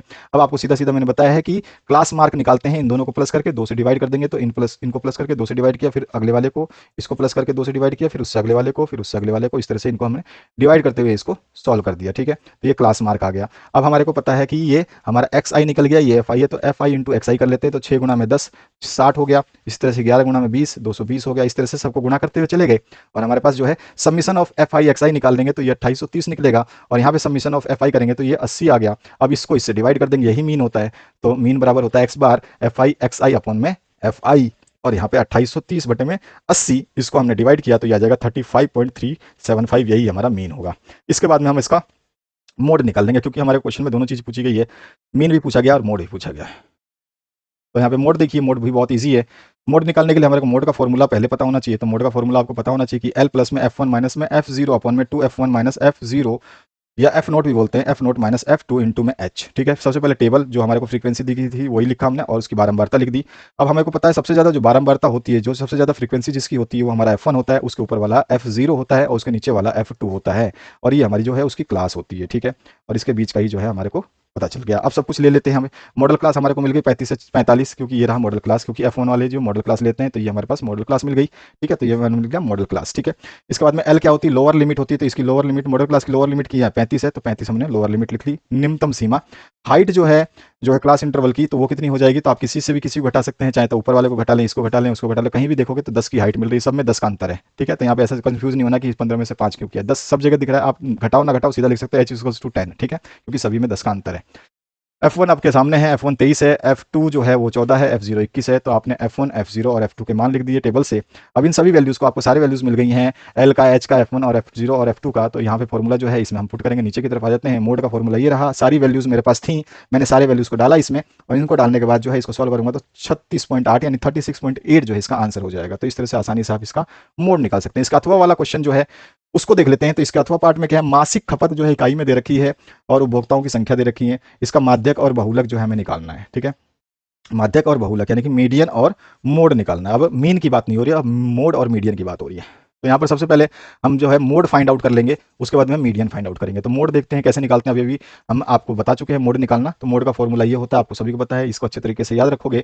ये हमारे पास फ्रीक्वेंसी दे रखी है और ये हमारे पास मंथली कंजम्पशन दे रखा है। बस हमको पता है कि हाईएस्ट फ्रीक्वेंसी जो F1 होती है उसके ऊपर वाली F0 होती है, उसके नीचे वाली F2 होती है। ये चीज़ हमें पता चल गई। तो 3 वैल्यू यहाँ से मिल गई और मॉडल क्लास भी हमें मिल गया, ठीक है। तो ये 125, इसकी न्यूनतम सीमा भी मिल गई 125। तो यहाँ पर जो है मॉडल क्लास मिल गया 125 से 145। इसके बाद में L जो है लोअर लिमिट कितनी मिल रही है, तो लोअर लिमिट इसकी 125 है, तो 125। और क्लास की ऊंचाई कितनी है, तो यहाँ पे सब में आप अंतर देखोगे, सब में 20 का अंतर है। तो 20 जो हो गई हाइट हो गई, H हो गया। F1 हमारे को पता ही है 20 है, तो हमने 20 लिख दिया। F2 हमें पता, F0 हमें पता है 13 है, और F2 हमें 14 पता है, तो 14 लिख दिया। सारे वैल्यूज़ को फॉर्मूला में रखेंगे। फॉर्मूला हमारे पास मॉडल मोड की हमारे पास है ही, इस मोड के फॉर्मूला में सारी वैल्यूज़ को रखेंगे और हमारे पास जो आंसर आ जाएगा 135.77 जो इसका आंसर हो जाएगा। यही सॉल्यूशन है, ईजी। इसका जो नेक्स्ट क्वेश्चन है, इसी का पार्ट जो बचा हुआ है, इसमें फाइंडिंग करना हमें मोड, यहाँ पे फाइंड करना है मीडियन, ठीक है। मीडियन का सबसे पहले फॉर्मूला याद रखें, टेबल तो मैं बता ही दूंगा आपको। ये क्लास तो दे रखी है कि 65 से 85 है, इनकी फ्रीक्वेंसी भी दे रखी है आपको। अब हमें करना क्या है, सबसे पहले यहाँ पर क्या है कि हमें n/2 निकालना होता है। n/2 क्या होता है, तो जो हमारा F1 होता है ना, इसका हम 2 से डिवाइड कर देते हैं। तो F1 हमारा जो फ्रीक्वेंसी है उसको जोड़ा और इसको 2 से डिवाइड किया, तो फ्रीक्वेंसी को 2 से डिवाइड करेंगे तो हमारे पास 34 आ गया। 34 कहाँ पर लाई करेगा इस टेबल में हम देखेंगे। इसका CF कम्युनिकेटिव फ्रीक्वेंसी यानी संचयी बारंबारता जो निकालेंगे, तो संचयी बारंबारता हम निकाल लेते हैं इसका। तो यहाँ पे 4 का 4 आ गया, 4 में 5 जोड़ा 9 हो गया, और 9 में फिर 13 जोड़ा 22 हो गया। इसी तरह से 22 में 20 जोड़ा तो 42 हो गया, 42 में 14 जोड़ा 56 हो गया, 56 में 8 जोड़ा 64, और 64 में 4 जोड़ा तो 68। इस तरह से टेबल बन गई। अब हमारे पास यहाँ पर देखिए कि यह 34 कहाँ बिलोंग करता है, तो हमें देखना है इसमें 34 जो है आप देखोगे इस 42 के आसपास आता है, ठीक है। 34 जो है 42 के आसपास ज्यादा आता है, ठीक है ना, बाकी और कहीं नहीं आएगा। तो हमारे पास जो क्लास बन गई वो हमारे पास जो है एक क्लास ये मिल गई, ठीक है। इस क्लास में अब हमें करना क्या है, फाइंड आउट करना है फ्रीक्वेंसी। तो फ्रीक्वेंसी इस क्लास में हमारे को दिख रही है कि ये जो फ्रीक्वेंसी है वो 20 है, ठीक है। फ्रीक्वेंसी मिल गई हमारे को 20, ठीक है। अच्छा, इन दोनों के बीच का अंतर हाइट जो हमारे पास 20 मिल गई। उसके अलावा इसकी लोअर लिमिट L मिल गई। तो हमारे पास फॉर्मूले में L है, हमने L फाइंड आउट कर लिया, ठीक है। अच्छा, इसके बाद 34 n/2 था, n/2 हमने 34 किस फ्रीक्वेंसी में, संचयी बारंबारता में, कम्युनिकेटिव फ्रीक्वेंसी CF में आता है, तो वो 42 के आसपास में आता है, ठीक है। 22 के आसपास में बहुत दूर चला जाएगा, 22 और 34 में बहुत ज़्यादा अंतर है, लेकिन 42 और 34 में ज़्यादा अंतर नहीं है, तो 42 के आसपास माने जाएंगे। इसी का मतलब इसी रो में आएगा। तो ये रो हो गया हमारे पास सब कुछ देने वाला। तो यहाँ पर H जो है हाइट क्या होगी, तो इन सभी के बीच में जो है आपको 20 का अंतर मिल रहा है, तो 20 तो इसकी हाइट हो गई, ठीक है। और CF जो है अभी मैंने बताया कि CF कितना हो गया, तो CF देखो, जो हमारी जो हमने फ्रीक्वेंसी हमने सेलेक्ट करी थी, ये n/2 कहाँ पे लाई कर रहा है, 42 के आसपास। तो इसके ऊपर वाला जो संख्या होती है उसी को हम CF बोलते हैं। ऊपर वाला जो होता है ये CF होता है। तो 22 जो है ये CF है, तो 22 हमने CF ले लिया, ठीक है। जो हमने ये टेबल सेलेक्ट करी है, इस टेबल के जस्ट ऊपर वाली वैल्यू CF होती है, तो ऊपर वाली CF जो है यही होगी हमारी। फिर कम्युनिकेटिव फ्रीक्वेंसी कौन सी लेंगे, 22 लेंगे, ठीक है। इसके जस्ट जिसमें वो लाई कर रहा है 34 जिस पे लाई कर रहा है उसके जस्ट ऊपर वाला 34 जो है 42 के आसपास में आ रहा है, तो हमारा 22 ऊपर वाला हो जाएगा। तो ये हमारे पास CF आ गया। फ्रीक्वेंसी हमारे को पता है, फ्रीक्वेंसी हमने 20 बता दी है क्योंकि ये फ्रीक्वेंसी है। इसी टेबल की फ्रीक्वेंसी लेंगे तो 20 आ गई फ्रीक्वेंसी। इसके बाद में सारी की सारी वैल्यूज जो जो हमने अभी अभी देखी यहाँ पे वैल्यूज, उनको हम रखेंगे फॉर्मूले में। तो फॉर्मूला जो है आपका मीडियन का L n/2 minus CF upon में F इंटू H। यहाँ पे n/2 हमने निकाल लिया था 34, CF अभी 22 बताया मैंने, F हमने 20 निकाला, H हमारा 20 आया था, L हमारी लोअर लिमिट 125 थी, सबको रखा, सॉल्व किया, 137 जो इसका आंसर आया। तो मिशन मेरिट चल रहा है, इसका दूसरा वीडियो आपने देखा मैथमेटिक्स का। इसके बाद नेक्स्ट वीडियो आने वाला है, और अपने दोस्तों के साथ में शेयर करना बिल्कुल ना भूलें। साइंस का वीडियो जरूर चेक कर लेना, अपने दोस्तों को बस शेयर करें ताकि वो सॉल्यूशन देखें और इन वीडियोस को समझें ताकि वो अपने एग्जाम में परफॉर्म कर पाए। आशा करता हूँ इस वीडियो से आप लोगों को हेल्प मिलने वाली है। Thank you very much, have a good day.